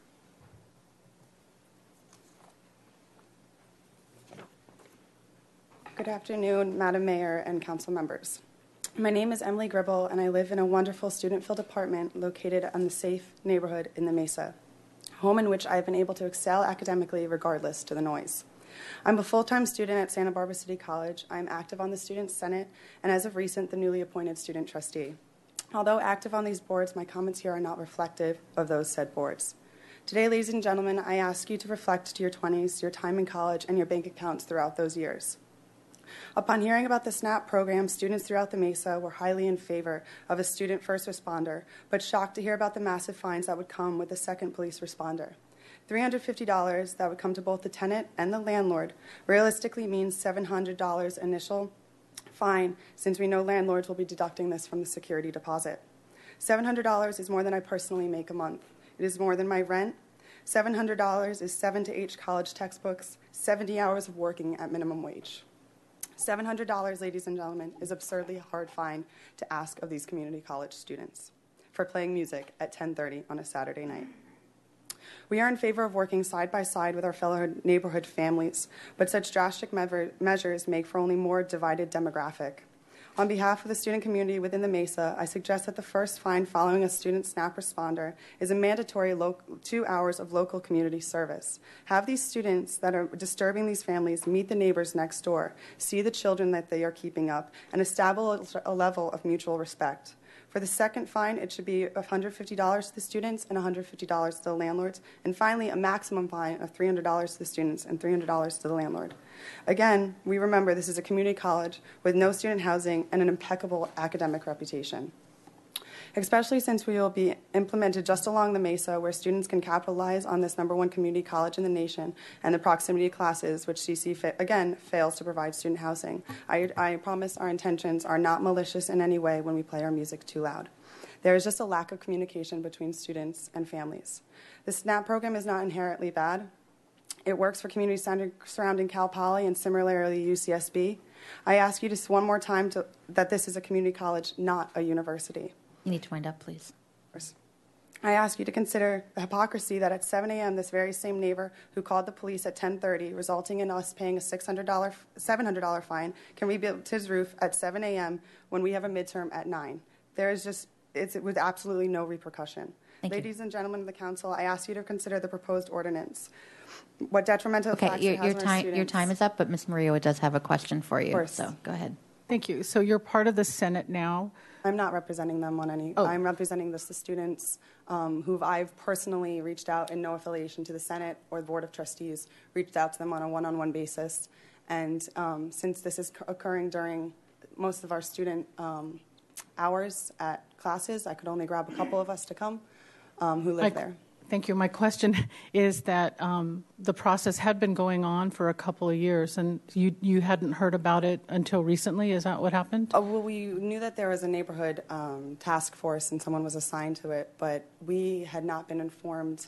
Again, I'm not sure who was on that board and who was assigned to that task force, but we were not informed on much information until, as of recent, when we were told as of last Friday. Thank you. How long have you been on the Senate? I've been on for 1 year. Okay, thank you. Thank you. Thank you very much. Lexi Vallis will be followed by Marian Kugler. Hi, Madam Mayor, members of the council. I am also a student at City College, and I've been serving on Senate for a year. I've been in the executive board for a year, very active in it. I can answer basic questions about it, but I'm not representing the opinion since we have not taken a formal stance. So the first thing that I did want to talk about is when George came to us, there seemed to be some ambiguity because the first offense is a warning, but you could get a warning and an offense in the same night if you didn't wrap up your party within 15 minutes. There's no verification of the noise because it's not measured by a calibrator, or what is it called? Something? Yeah, thank you. Just as a basic guideline. And then the fine amount, as Emily just talked about, is a large amount. It's more than getting a minor in possession, I believe, in the city of Santa Barbara, which says something that a minor can be inebriated, but they can play their music and have a higher fine. There's a reason why people have so many people in a house. There's a reason why there's 7 students. I share a bathroom with 7 people in a room with 3 because we don't have the money to pay for stuff like that. People are trying to better educate themselves, and it really hinders them when there's fines like this. We did want to suggest a later time limit for the weekends, like in Isla Vista, just because I don't even get home from work until 10. I'm trying to pay for school. I don't get out of my night classes until 9. And we wanted to take more of a community approach, have community service as the first offense, let them meet their neighbors. There's community outreach. We're working on that as well. And we don't want to divide the community. We don't want these students to feel unwelcome. We don't want the neighbors to hate the students. We want them to get to know each other and not resent them for calling the cops or resent them for playing their music loud. And I did want to say that for the neighborhood task force, we did not have a student member on it. The last student member that was on it was a year ago, and that was a differentiating opinion. The fines, we did not know about it. We had someone come to us and tell us about students coming to the neighborhoods to warn people about their parties, but we didn't know how much the fine would be. So Student Senate, I can say that we are very open to collaborating on this, but I personally think the fine is very large. Thank you. Mm-hmm. Thank you. Marianne Kugler will be followed by Mark Taylor, and then John Jostis and Bob Stout will be the final speaker. There you are.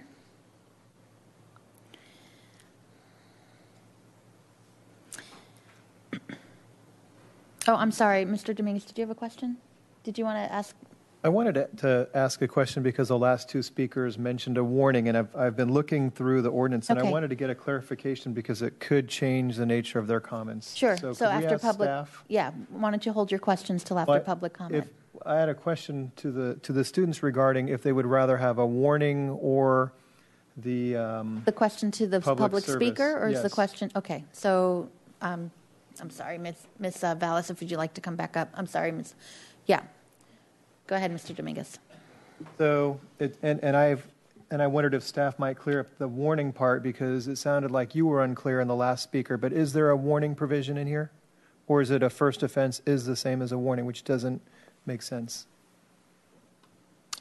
Madam Mayor, Councilmember Dominguez, I apologize. My presentation I identified as a first offense as a warning. I meant as it's defined in the ordinance, a warning would be outside of the definition of noise disturbance. It would be, so the first offense is proposed to be the $350 fine. No warning. There's no requirement for warning. Okay. So in the case where there's no warning, would you rather see this change to incorporate a warning or the community service?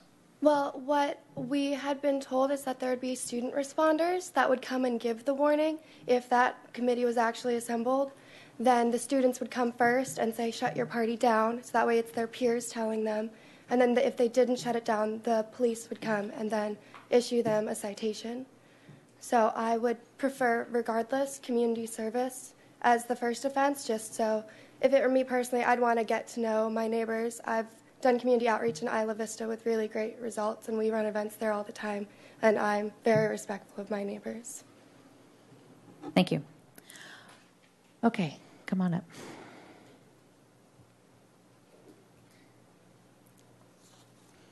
Hello. Hello. My name is Marianne Kugler, and I am a trustee of Santa Barbara City College. I'm here to talk with you because I also had the great privilege of co-chairing the Mesa Task Force. And Madam Mayor and Council, I'm very proud of that report, and I want to explain one thing that's occurring today that is something that we on the task force thought we had covered, but obviously I will have to work on it. And that is, when you have a community college, the turnover is great. I personally was the person who took the proposed ordinance to the Student Senate and led the discussion. So I know that at that time the Student Senate knew exactly what you were talking about and were very much supportive of it. However, obviously, as you can tell from these very impressive presentations, the new students who've been here 1 year or less may have not had that opportunity. And of course, they do have a code of student conduct, as the task force requested, and it is very clear. However, they do not and have not had a chance to participate in the development of the ordinance, of course. That is discussion that we will need to build into our work at City College. But I would like to say I was very impressed with the students who spoke today. And I have been consistently impressed with Santa Barbara City College students, and I'm not surprised that they represented themselves extremely well. But I also am very impressed with you all. Passing a noise ordinance, if you do so, or even considering it, is not easy. And this is a complicated one. in the sense that the community is complicated, partly by City College. And we want to thank you for considering it. Thank you. Mr. White has a question Thank for you, Madam Mayor. Yes. Thank you for coming out today. I'm asking you about the fine system and could you describe the feedback that you got in your leading the discussion, and obviously as you're along the way, do you have any observations or insights that you could share with us on that? The discussion was primarily about the idea of a noise ordinance. We were not at the stage where we could discuss concrete things. So what we discussed was the SNAP model. And we used that essentially as the basis of the discussion. Well, this, of course, is a slight modification of that model based on Santa Barbara needs. And so I cannot say that we discussed the fines that you are proposing. All right, great. Thank you. Mr. Dominguez, did you have a question? No. Okay. Thank you very much. Mark Taylor?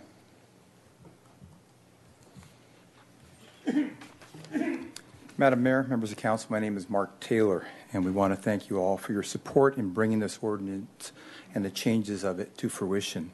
As you know, and you've heard, that this process has started over 2 years ago and has involved countless meetings and public hearings. Participants have included members of the SBCC Student Senate, students that live in the neighborhood. We reached out and we had a lot of students that came over to our house, came to the meetings. We have reached out and talked to it. I can't tell you how many students we've talked to. We also had the Board of Trustees, where any student or anybody else could have gone to the hearings where we had the joint city council meeting, and the SPCC staff. It has also involved neighbors from all over the city of Santa Barbara, city council members, and city staff. And we want to thank all of those people and groups that have gotten involved in the input as the hearing was last week and everybody had another opportunity to come and speak. The proposed changes of the ordinance are desired by residents citywide, and it is a much-needed tool for our beleaguered police department. The ordinance changes, when used in conjunction with the Neighborhood Assistance Program, will allow residents throughout the city to get a good night's sleep. It will help the police when confronting loud, disturbing parties that presently go from 10 p.m. to 4 a.m. This will not stop the partying. People all over the city can have parties and it's fine, but there's consequences. You can be warned or you can be given a citation if you present an attitude. It will merely help the parties from getting out of control, and the people around it, like Bill was talking about, all sorts of for officers and everything having to come downtown. In the surveys that we conducted as part of the SPCC task force, students, along with their neighbors, identified loud parties as the -- concern. And we have been over all the issues that the students have brought up. This is not new. We already discussed this. The students were the ones that pointed out to us that without consequences, the ordinance changes won't work.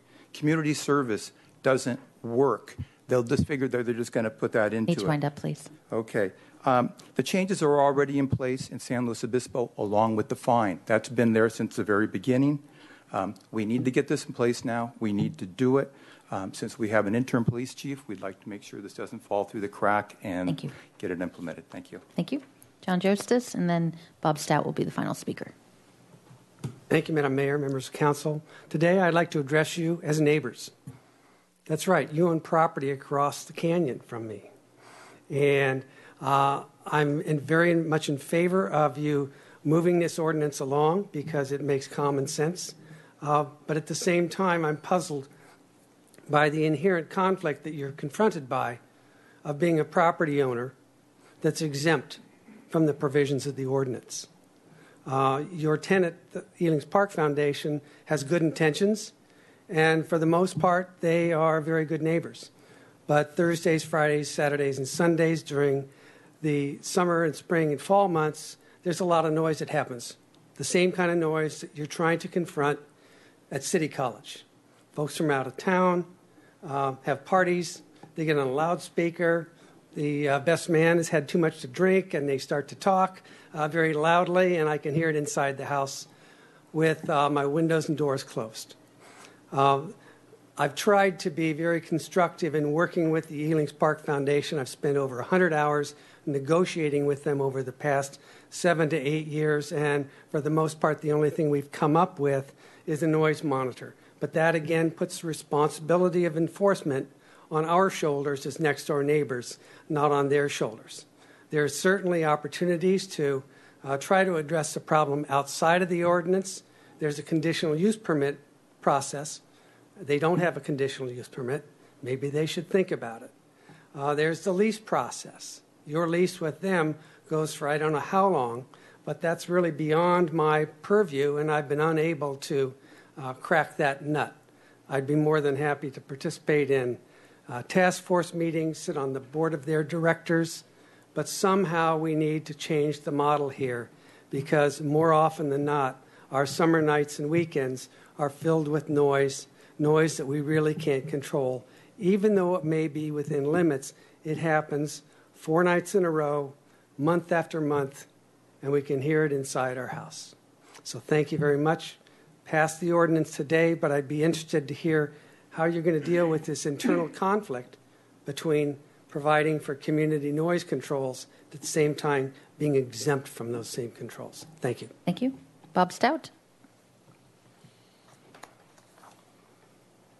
Good afternoon, Madam Mayor, members of council. I'll be brief. It's an interesting discussion, and I think this, my perception of this ordinance was it was started focused on the City College area, and obviously it's gone to Ellings Park and Earl Warren and downtown. As you know, I've been involved. I represent the nighttime business community, and I would just urge you, I think there's a lot of potential, much like the City College student was talking about, to get people who are involved in the issue, the problem, whether it's a hotel and a nightclub, together to talk about it. The problem may not be solved, but I think there hasn't been enough outreach, focus, talks, people involved, because it started out as a City College thing and it just sort of snowballed downtown. So from that perspective, I urge you to, I'll be willing to put some people together for you to hear more about what I think are some of the solutions rather than bore you with them right here. Thank you. Thank you. Okay, that concludes public comment. It's to the council. I'm going to start with a question. If we could clarify, please, Mr. Buell or maybe Mr. Kalan, in this ordinance, that at the task force meetings, this was hand in hand with the SNAP program, right? Or that was the idea of putting together either a student base or our CSOs or something. And I guess I want to get back to clarifying the role of a warning and the timing of it versus the first offense that has a monetary fine to it. So can you clarify, walk us through that as this ordinance is currently written, and if there's going to be any amendment, any additions to it with the SNAP program? Mr. Kalan, maybe, or whoever wants to take it. Madam Mayor, members of the council, I won't address the SNAP program, but I will call your attention to page 15 of the report. The ordinance allows for issuance of what it calls an abatement order, and that's essentially a warning to turn down the sound or else we're going to come back later and cite you. The second thing I wanted to mention is that the fines need to be established by council action. So this ordinance does not, in and of itself, establish the fines that staff have mentioned. And the fines would be part of our fee process. I mean, we're going to establish fines if we approve this today, initial fines, but if it needed to be amended or changed, we could do that as part of the fee update every year, not necessarily changing the ordinance, right? Okay, I'm seeing nods. And then the SNAP program? Yes, Madam Mayor, the SNAP program has always been envisioned to go hand in hand with this ordinance. And in terms of implementation measures, the implementation team that was convened subsequent to the neighborhood task force agreed that this ordinance needs to be in place prior to work being done or more formal work being done to establish the SNAP program. And what is the status, if any, of the SNAP program? Is it, we have to start from, I mean, we have the idea, but there hasn't really been any more work in terms of implementing something, or is that something City College needs to do? Where are we with that? Madam Mayor, council members, it's collaboration between the police department and City College to get the SNAP program up and running. The idea was to get this ordinance in place and now make it a workload priority for the police department, but you know they're challenged as well. But it's our intention to get a SNAP program up and running. I don't have a date in mind right now for you, but it is something we will turn our attention to if you move forward with the noise ordinance. Okay, so without a SNAP program, then if this ordinance gets adopted in a month and it's enforced within a month, there's still this provision of a warning first and then a fine, correct? Okay, just wanted to be clear on that. Thank you. Ms. Murillo. Madam Mayor, excuse me, the ordinance doesn't compel a warning first. It's an option for the enforcing official. Sure. Understood. Okay. Ms. Murillo. Madam Mayor, then I think we need to put that in the ordinance because it was absolutely clear during the discussions at City College with all the parties involved that the first contact was a warning and an introduction to the noisemakers, that this is a warning. The next time we come back, it's going to be with police action and fines. And I don't think that's an unreasonable provision to put in this ordinance, which I wholeheartedly support, even with the young people coming today. And thank you for coming. This process cannot be responsible for the student senate or the student involvement not being engaged early enough in the process. I know that the Channels newspaper wrote about it, the Independent wrote about it.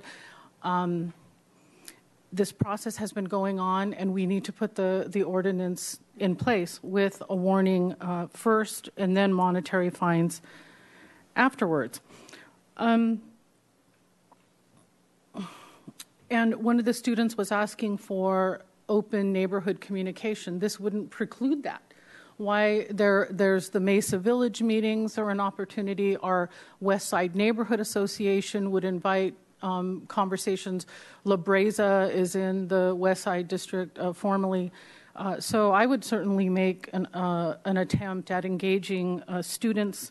As someone who worked in Associated Students at UC Santa Barbara, I'm happy to engage students in civics.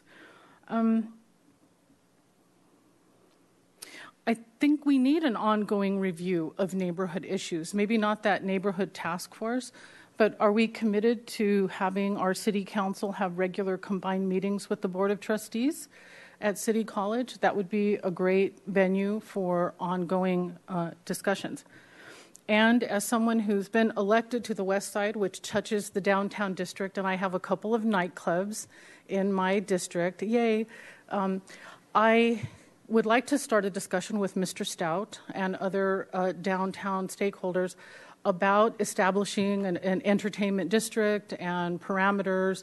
And sometimes businesses in our city are noisy. And how are we going to work with that? I did want to report back, because no one's talking about it today, but at the Ordinance Committee there were complaints about the Eagles Lodge on Bath Street, just below Carrillo. We had a meeting last week. Thank you to Cam Sanchez for sending Adrian Gutierrez, our police officer there. The Eagles Lodge opened their doors, neighbors came over, and there's a process in place for communication and coordination and sound control, and they have barbecues and people smoke cigarettes, and so the neighbors are working together to control the Eagles Lodge, which I'm really, really happy to report. So I'm ready to support the ordinance and to continue open communication with the student leaders. We do need your participation in neighborhood issues. Thank you, Madam Mayor. Mr. White. Thank you, Madam Mayor. Well, first of all, I appreciate the work that's gone in so far. We really did have the Wild West here going on, and we're obviously making some good progress. So I thank everybody who's put in the hard time to bring this ordinance to us today, and it accomplishes some of our goals. And we still have the area which, and I think the notion of trying to get a series of reprimands that are tailored to our situation here is a good component of a Santa Barbara noise ordinance. we still have an unmet need in the Ealings Park area as an example. And I don't know whether I have not been confronted with other complaints at other parks. So this is unique. And of course it is this unique public-private partnership that we have there. It's the strongest one I think we have in the city in terms of park activities, and yet it has now in these last as it's grown and flourished, we still have this itchy point that still needs some more work, and I appreciate that. Mr. Nelson came forward, and obviously park management is aware of it and trying to do something about it. And I don't know where the inflection points are. Is for example the conditional use permit notion. The Las Positas courts, is that project one that's part of Ealings Park?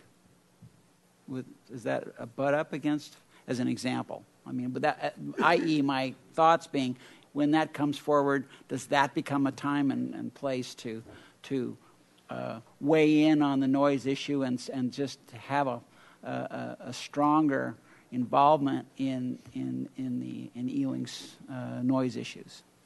Madam Mayor, Councilmember White, the city's agreement with Ealings relative to the Las Positas tennis is a separate lease agreement. That's a separate, okay. It is. All right. But we do work closely with Ealings since we both provide parks and recreation services. And it's something that Mr. Nelson and I have talked about and he's aware of. I'm getting up to speed on these issues and understand that there's more work to be done on the behalf of Ealings and working with their neighbors. Thank you for that. I would like to see something where there's as with the city college issues, have something where what's being done, what again performance benchmarks, et cetera.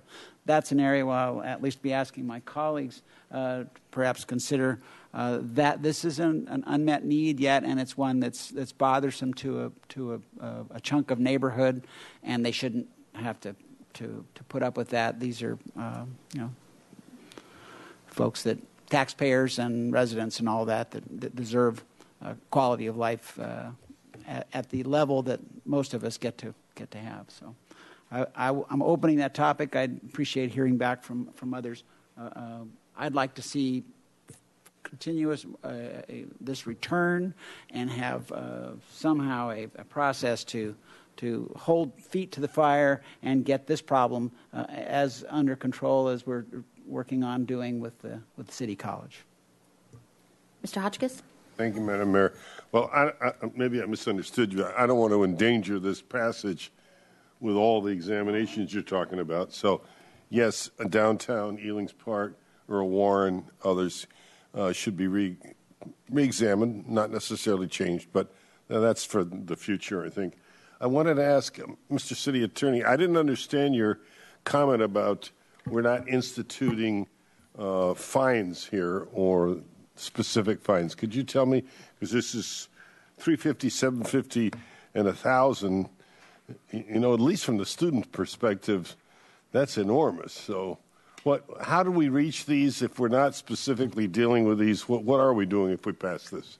Madam Mayor, Councilmember Hotchkiss, what I was saying is that the document by which you will establish the fine is not in front of you today. It's normally done along with the budget with a fee and fine resolution that covers everything from library fines to parking at the waterfront.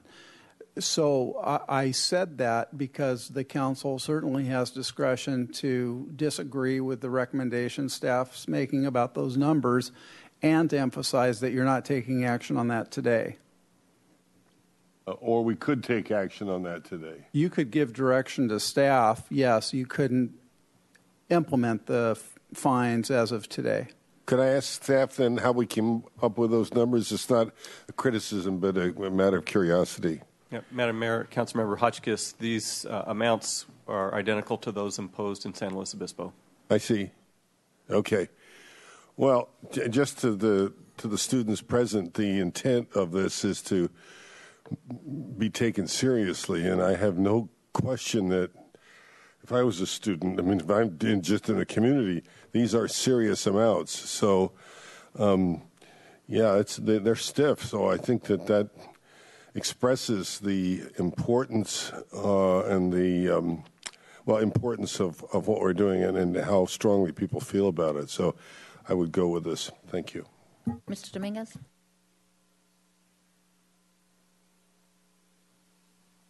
So I have a couple comments and a couple questions. So one, I want to echo the comments regarding the tremendous amount of work that's been put into this by residents and by staff, including going up to San Luis Obispo and talking with folks up there, a lot of folks up there, but with the pros and cons. And I like the way the goal was to create a solution to a problem that was better than the solution offered by other communities. And I'm excited to see, especially with the amount of experience we have on council today with the multi-term members who've been devoted to this community. I'm glad that our goal is to do better than any other city in the state. And it would be great to have delegations from other cities then come to Santa Barbara to say, hey, what are you guys doing to fight noise? So I'm glad that's the goal, and I think we're 95% of the way there. The two areas that I have questions about are related to the punitive violations and the SNAP program. So I want to make sure I understood you correctly, Mr. Buell, on SNAP. Why can't we do that concurrently to the actual ordinance process? Madam Mayor, Councilmember Dominguez, we could have done them concurrently, but it was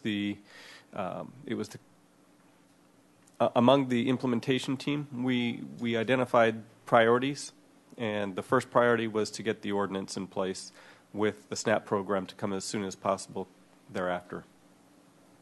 What's the time frame? Madam Mayor, Councilmember Dominguez, like I mentioned, this is a priority workload effort for the police department. The police department will be the lead in putting the SNAP program together, working with City College.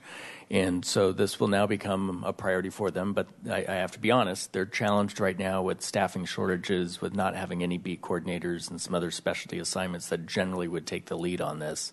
So we're going to have to work within the staffing resources we have to bring this on board.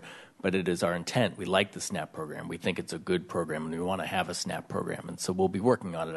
I don't have a date for you right now as to when it'll be up and running. Okay, and I like the idea of the SNAP program because in my mind, it really takes some of the punitive and criminal elements out of this realm. And my background as a criminal prosecutor, having worked for the DA and the city attorney and run a nuisance abatement program, in my mind, the criminal legal system, the criminal courts, is not where this type of infraction belongs. We don't want to saddle people with misdemeanors for a noise violation. I think infraction is already strong enough. And having been a prosecutor, we had to prosecute for a while marijuana violations as misdemeanors. And the problem we ran into is you need to have a jury trial. As a misdemeanor offense, California state law requires a jury trial. So we don't want to saddle the city with the burden of having a misdemeanor court process taking place where you potentially have police officers and civilian witnesses in the courtroom waiting to prosecute a misdemeanor violation that's going to go on a young person's record. And given the level of technology, I mean, it's amazing. You could violate this ordinance with a little jam box that costs $100, and you're playing it out of your bathroom window while you're taking a shower, and the next song comes on too loud, and all of a sudden you're in handcuffs going to jail.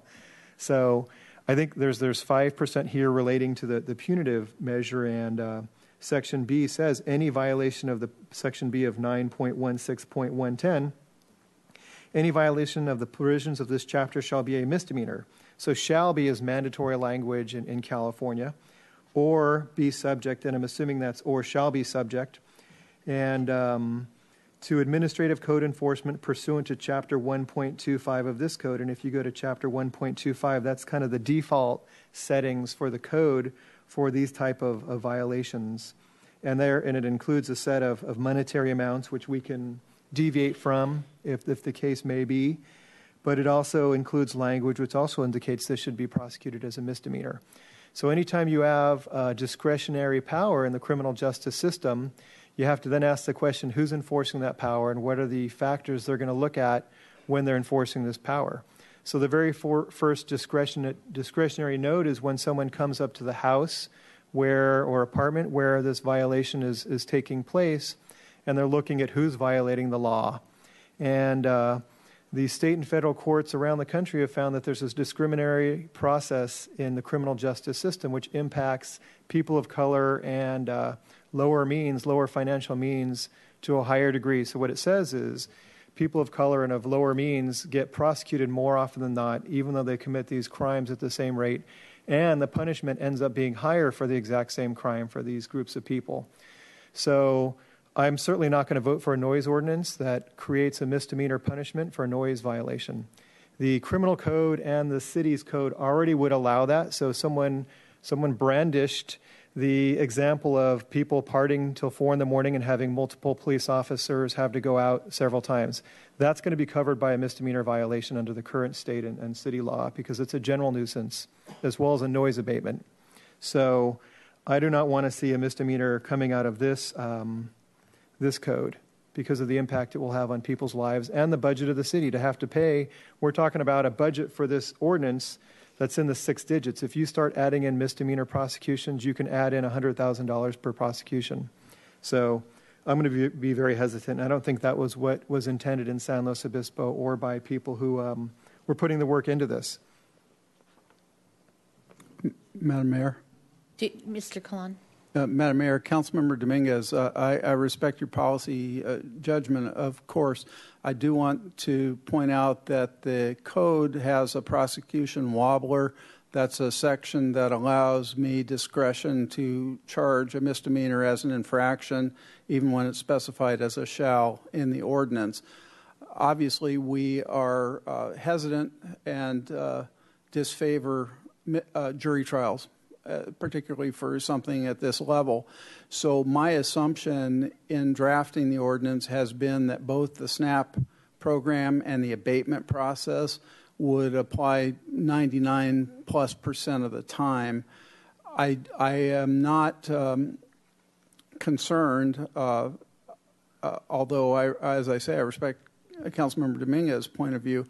I'm not concerned that I will charge misdemeanors inappropriately. However, you do need to weigh whether you need to protect the public against errors that I could make in that regard. Okay, thank you. So first, I want to thank everyone for showing up, and especially those who have shown up a lot over many months and get to us to this point. I also want to remind us this is one component of many as it relates to neighborhood issues, especially related to City College and neighbors, but also a variety of issues of good neighbor policies.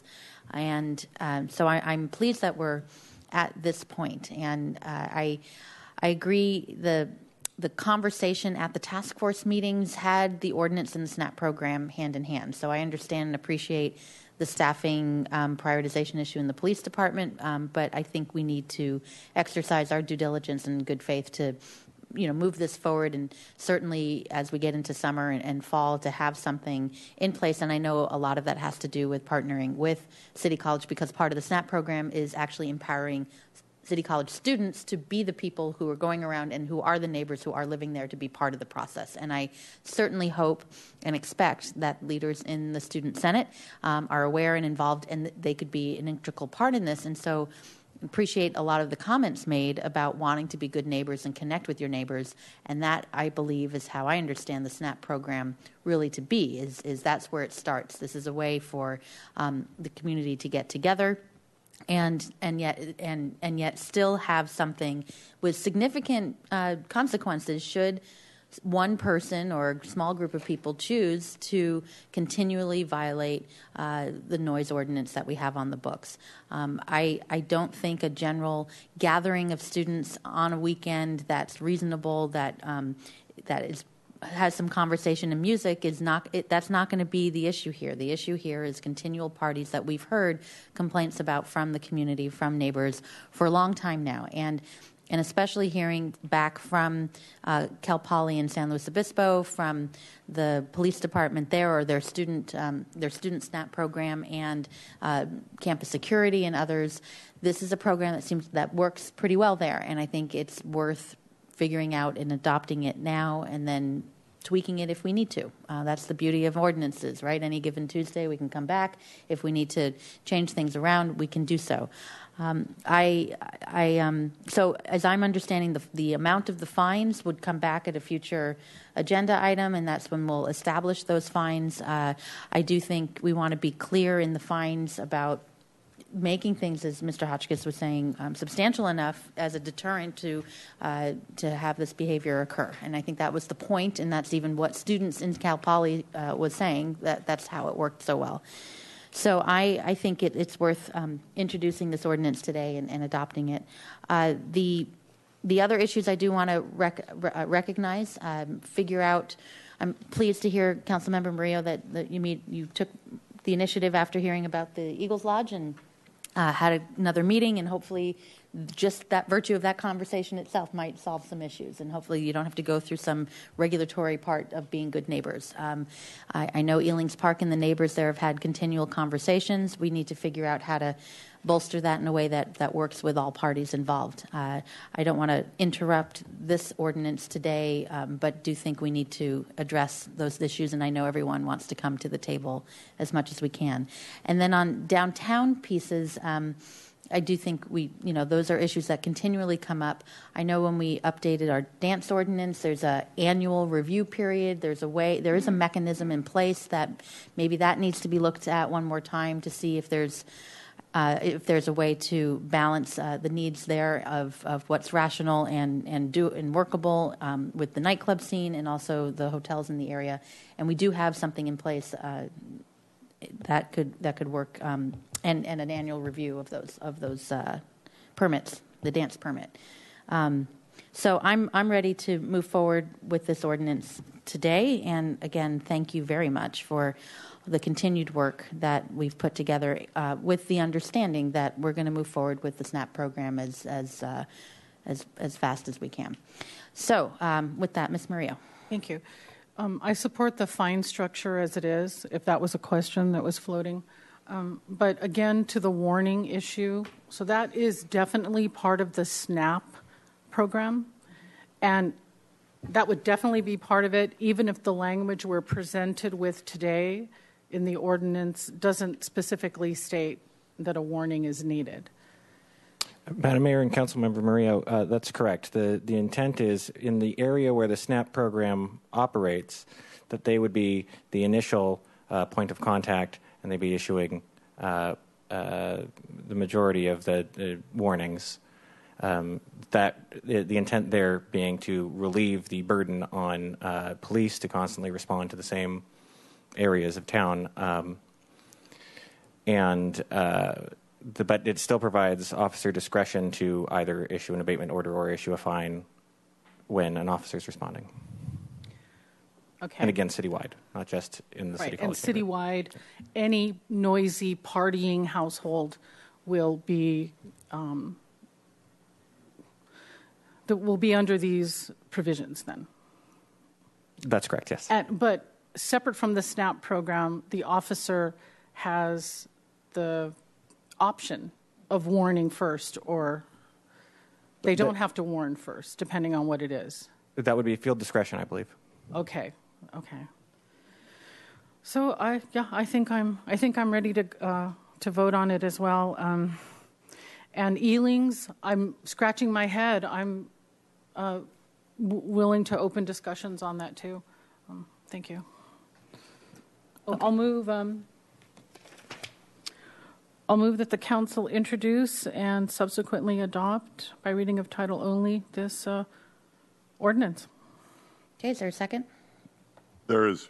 Okay, moved by Murillo, second by Hotchkiss. I would still have more discussion, though, I'd like to do. Sure. Mr. Hotchkiss, go ahead. Yeah, correct me if I'm wrong, but we're sort of saying that the misdemeanor to which Mr. Dominguez takes exception and sounds or could sound draconian is a last resort. That's the way I view it. without which somebody could take a cavalier attitude and say, go ahead and charge me $1,000, I don't care. But this brings to the table a really powerful police action, I guess we could say, potentially on the part of the city. Have I correctly described what we've got going here?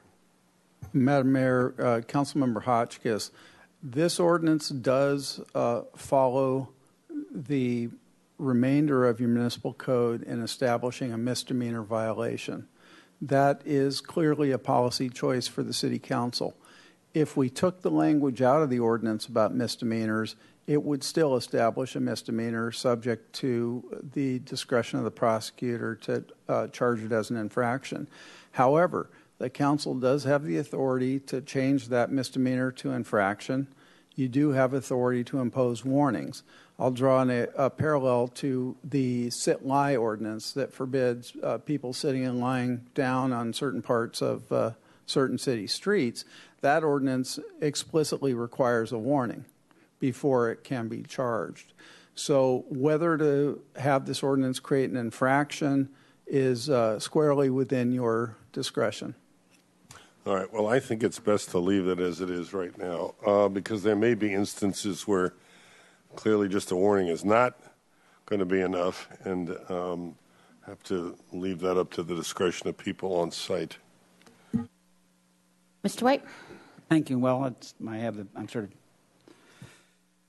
struggling with the same area, both the infraction question and the amounts of the fines and the warning. I mean, it just seems to me that a fair way to go with this is to have a warning, particularly in the youth realm, and and I appreciate Mr. Colon's comments about you want to have enough of a cudgel when you need it, but I don't see why the infraction alternative doesn't work if, as I'm hearing, there is also the option to bump it up to a misdemeanor in the event that it's, okay, well, now I'm seeing a shake of the head. I misunderstood in some way.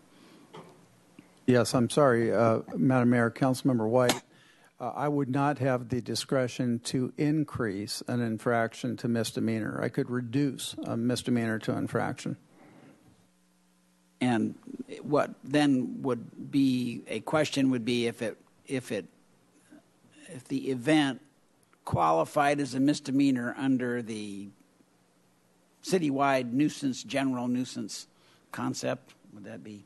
I mean, obviously, there's other regulations that could come into play, and that would be the opportunity. Correct, Madam Mayor, Councilmember White. This is what I'm going to say is really an argument in favor of addressing noise in little pieces, meaning by the type of event we're talking about, rather than the old school approach of our existing ordinance, which tried to create kind of a Swiss Army knife to address all noise. That approach isn't working. It's too difficult. It's too difficult to quantitatively measure noise. So this ordinance comes back with a qualitative approach. How would a reasonable person be affected? And it focuses on neighborhood kinds of noise. The other issues that we have to deal with is park noise. Park noise, believe it or not, has constitutional dimensions because the power of the city to turn down a loudspeaker is also the power of the city to censor speech with which it might disagree. So we have a project going on for Parks and Recreation to draft constitutionally defensible park noise regulations. Likewise, the downtown noise issue is not new. I met with Ms. Erickson probably 2 years ago, and the city has a dance permit process now. Each of those dance permits, which are generally obtained and used by nightclub-type establishments, each of those dance permits has a noise regulation in it as well. So looking at this specifically, another approach a council could take would be to make a first offense an infraction, or second offense an infraction, have a third offense within a year be a misdemeanor. You could escalate it. In all candor, we didn't give a lot of thought to what the penalty ought to be, because what we were doing is creating an administrative penalty system with the expectation that the police would not be charging these as infractions or misdemeanors. The expectation was that the SNAP program would serve as the principal face to the partiers, for lack of a better expression, that the city would only become involved when the neighborly approach through the SNAP program did not work. So if the council's interested in the penalties, there is a lot more work we could do if you'd like. Well, I thought that was a very helpful addition to this conversation, and I certainly would feel more comfortable if that's what if we were dealing with a more gradual ramp on this.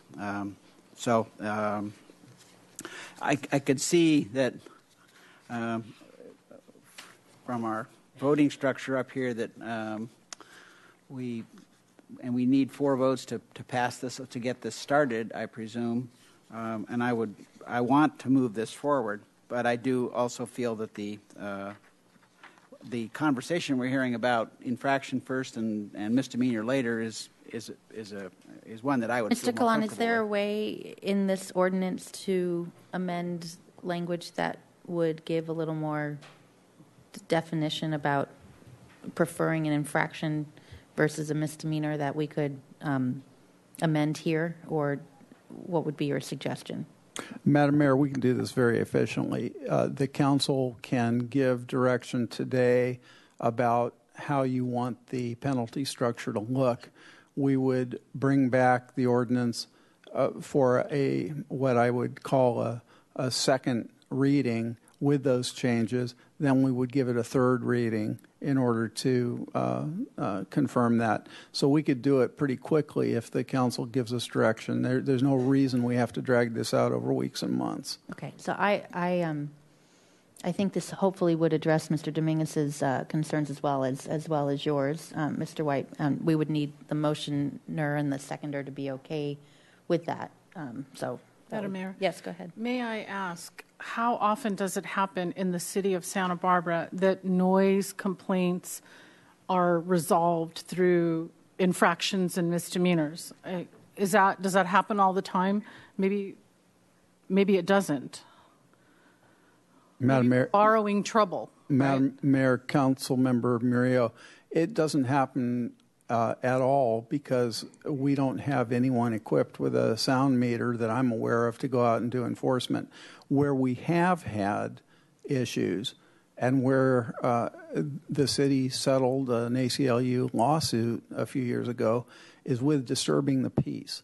We had a situation where a street preacher, for lack of a better phrase, was using an amplifier to broadcast his point of view. The concern there was whether we had adequate guidelines for enforcing the state law on disturbing the peace. What we did was create an elaborate police policy that limits the circumstances under which they can enforce disturbing the peace. So the short answer is no, we're not doing much in the way of party enforcement, but we have given focused, serious attention to how we interact with people on the street who are using amplifiers for speech. Madam Mayor, we've been at this for 2 years. We worked really hard not to criminalize the students. That was a topic of conversation we belabored and fought over. I really believe what we have now is what we need to put forward. I'm not worried, Mr. Councilmember Dominguez, that we are treading into those waters where we're creating this criminal system and a problem that the city has to respond to. I am open to hear other ideas, but that is so clear to me today. Okay. I'm sorry, Mr. White, was that all of your comments? I don't know if I I appreciate the cycle of discussion that came out of that. I think that the notion of having the first offense and infraction, and then have the rest kick in after that is it's simply toning this down one notch. It's still, the warnings would continue in its sort of field judgment way, and that would continue. And that, again, I'm not going to die on that hill. I'm sort of putting out there an idea that this came out of this conversation. Does it destroy the ordinance? Does it do bad things to the ordinance? I don't think so. Maybe others disagree. And I'm going to end up supporting this ordinance going forward, partly because we're kind of bare bones today, but I want this to move forward in whatever form. I'm putting out a good suggestion came out of this conversation, and I don't think it hurts the ordinance. Okay. Mr. Dominguez? And if it drags Mr. Dominguez along as a way to get him, then we have a unanimity, and that's a good thing to come out of this council today also. Yeah. Mr. Dominguez? I want to put the question back to the city attorney just to make sure we understand it. So if we were to amend, and I would certainly pose a friendly amendment motion in Section B under violations, and we... What page are you on, please? 15. Thank you. 9.16.110 violations. Any violations of the provisions of this chapter shall be an infraction, period. We still have plenty of tools, and I can probably think of half a dozen, and there's probably a dozen to enforce this as a misdemeanor if someone really wanted to go that route. 415, which is the disturbing the peace that you just alluded to, there's several subsections to 415 that a large party situation might fall under, and it depends on the boys in blue and how they write up the police report. So because of the mandatory language in this code, shall be a misdemeanor, I wanted to find out if you thought putting shall be an infraction would somehow limit the city's ability to enforce this ordinance, which, again, the core content and the core added value of this is the objective measure. Madam Mayor, Councilmember Dominguez, there may be a rare situation where we would want to charge a misdemeanor. I could imagine at least a very recalcitrant house with a number of people that became essentially a nuisance site. We might want to use a misdemeanor there. The odds are very, very small. So I don't think you would substantially weaken this ordinance if you changed it to an infraction, provided that the administrative penalties are substantial and that we retain the ability to issue administrative violations. In that example that you described in a recalcitrant household, the police would still be able to file it as a 415 misdemeanor, correct? That's correct. The district attorney would prosecute that. And also under our own administrative code as a public nuisance, we'd be able to follow it up with our own process as a misdemeanor. And yes, that's correct, but process is the key word there. It's substantially more expensive for the organization to pursue a nuisance action. Okay, so I have one more question. Yep, go right ahead. So if we put infraction in here, we'd still have the same remedies. We could still pursue it as an infraction or a misdemeanor, but this would... You're shaking your head. No, if Madam Mayor, Councilmember Dominguez, if you specify infraction in this ordinance, that's as tough a charge as I can bring. Under the public nuisance, we could pursue it as a misdemeanor? Correct. Okay. And the added expense would be developing the file, working up the documentation? Correct. Okay.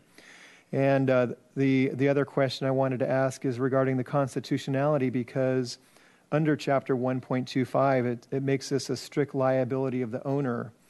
And in general, in criminal law, when you have strict liability, what strict liability does is it takes away the criminal intent required in the situation.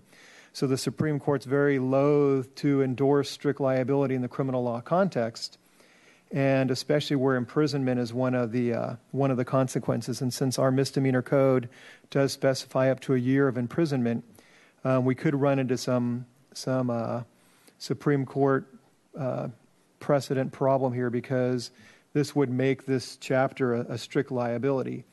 And so it actually makes it better to make it an infraction, because then we can proceed with strict liability, meaning that the person doesn't have to have criminal intent, which makes it actually easier to prosecute this ordinance if we take the strict liability and misdemeanor marriage out of this. Is that correct? Okay, I'm going to try to translate all this. Okay, so what I'm understanding is, in concept like this ordinance, there's a question of whether or not any violation shall be a misdemeanor as it's defined in this ordinance. There's a suggestion of changing one word, which is misdemeanor, to infraction, and what that would mean is, in the rare case or the unusual case, as Mr. Kahlon says, where the city may want to prosecute under a misdemeanor, it would have to go through a different route through the public nuisance code to do so.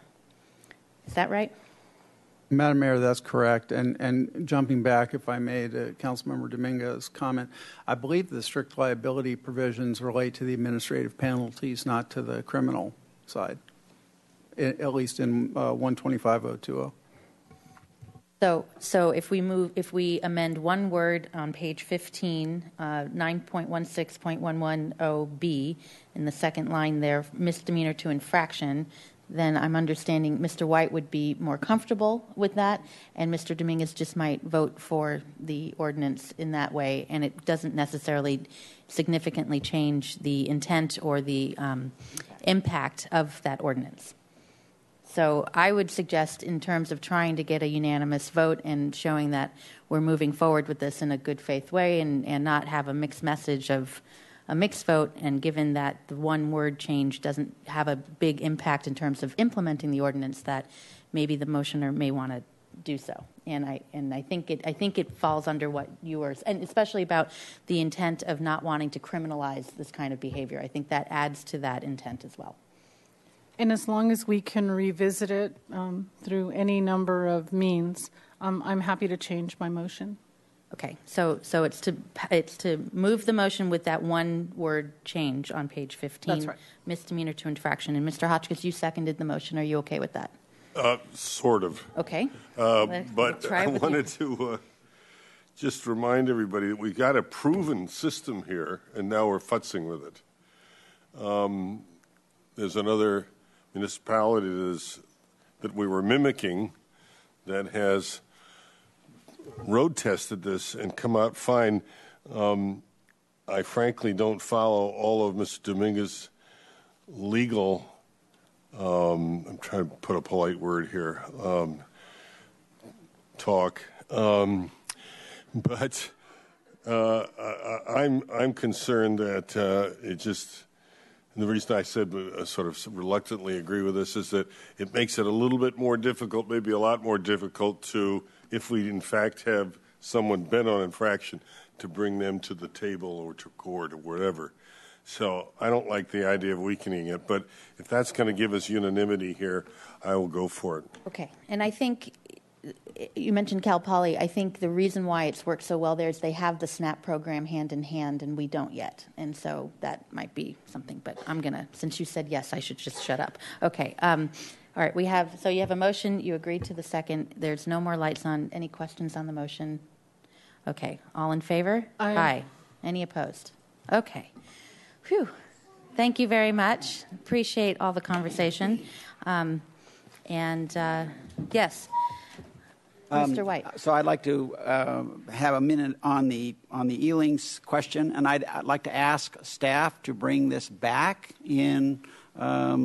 bring it back without I won't put a specific date on it, with an assessment and a plan to go forward with. And we have conversations about improving the noise issues at Elings. I'd like to hear a public discourse on that issue. So I would move that we ask staff to bring this back with no particular date. Madam Mayor, council members. What's this? This. It is the issue of the neighborhood noise issues, particularly dealing with Godric Grove. and to a lesser degree, Ealings Park. Madam Mayor, council members, I'm just brainstorming to see if this might meet your need or not. We didn't have a very thorough discussion of it today. It wasn't really the primary focus. Ealings Park has to provide an annual report back to the City Council about the status of a variety of their efforts. And we could ask them as part of their annual report to give a more thorough discussion and response back to their noise efforts. Okay. And it feels like that's not that far away because I haven't seen one in a long time. Yeah, I believe it's this summer, so it's it's a few months away. A little while. But that's okay. But it's that a good works. vehicle to use. Just something but having noise as a headliner in there, and we hear points that Mr. Nelson speaking to it specifically, and so that's what we're looking for. We're looking for, and obviously measurable improvements year by year. That sort of thing is what we're looking for. So yes, the annual report would be that would work for me Okay. as do a way we to need do a it. motion for that, or I don't think we do. Just to give direction that and since he's sitting right here in the room, he's heard that when you come for your next annual report, to please include this as part of the report about Godric Grove in particular and noise issues. Okay, good. That's a good suggestion. Thank you. Anything else on this item? We cleared the room. Okay, thank you. Any council member committee assignment reports? Mr. White. I attended the Kachuma Conservation Release Board meeting yesterday, where the discussion about the resignation of the manager there. So now we have, as of March 1st, or I guess March 31st, we will have a vacancy at that board as well. It's very troubling. We have both the Kachuma Operation Maintenance Board is operating under interim management, and now CCRB. And this is just at the time when all of the critical material is coming down from the federal government on the operation of the Santa Ynez River. So it's a very disconcerting time for for the management of the Santa Ynez River. Ms. Murillo? Besides the fact that it's so sunny, besides the fact that it's 82 degrees outside. Yeah, seriously. Ms. Murillo. Thank you. At the MTD board meeting today, there was a thorough discussion about a drop in ridership. And one of the reasons was that undocumented drivers are now able to get licenses, and gas is so cheap. We think people are just driving their cars more. A regular constituency of the customer base, rather, of the bus agency. But that's a very interesting topic. I went to the Women in Sports luncheon. The mayor and I were there, getting empowered and empowering girls at the same time. Wow. That's the Santa Barbara Athletic Roundtable, and I really congratulate them on celebrating the Title IX anniversary. And then we cut the ribbon on the United Way's Financial Empowerment Partnership. So that's doing tax returns and some financial planning counseling to low-income families. Awesome. Great. Anyone else? Okay. You have some closed sessions to read.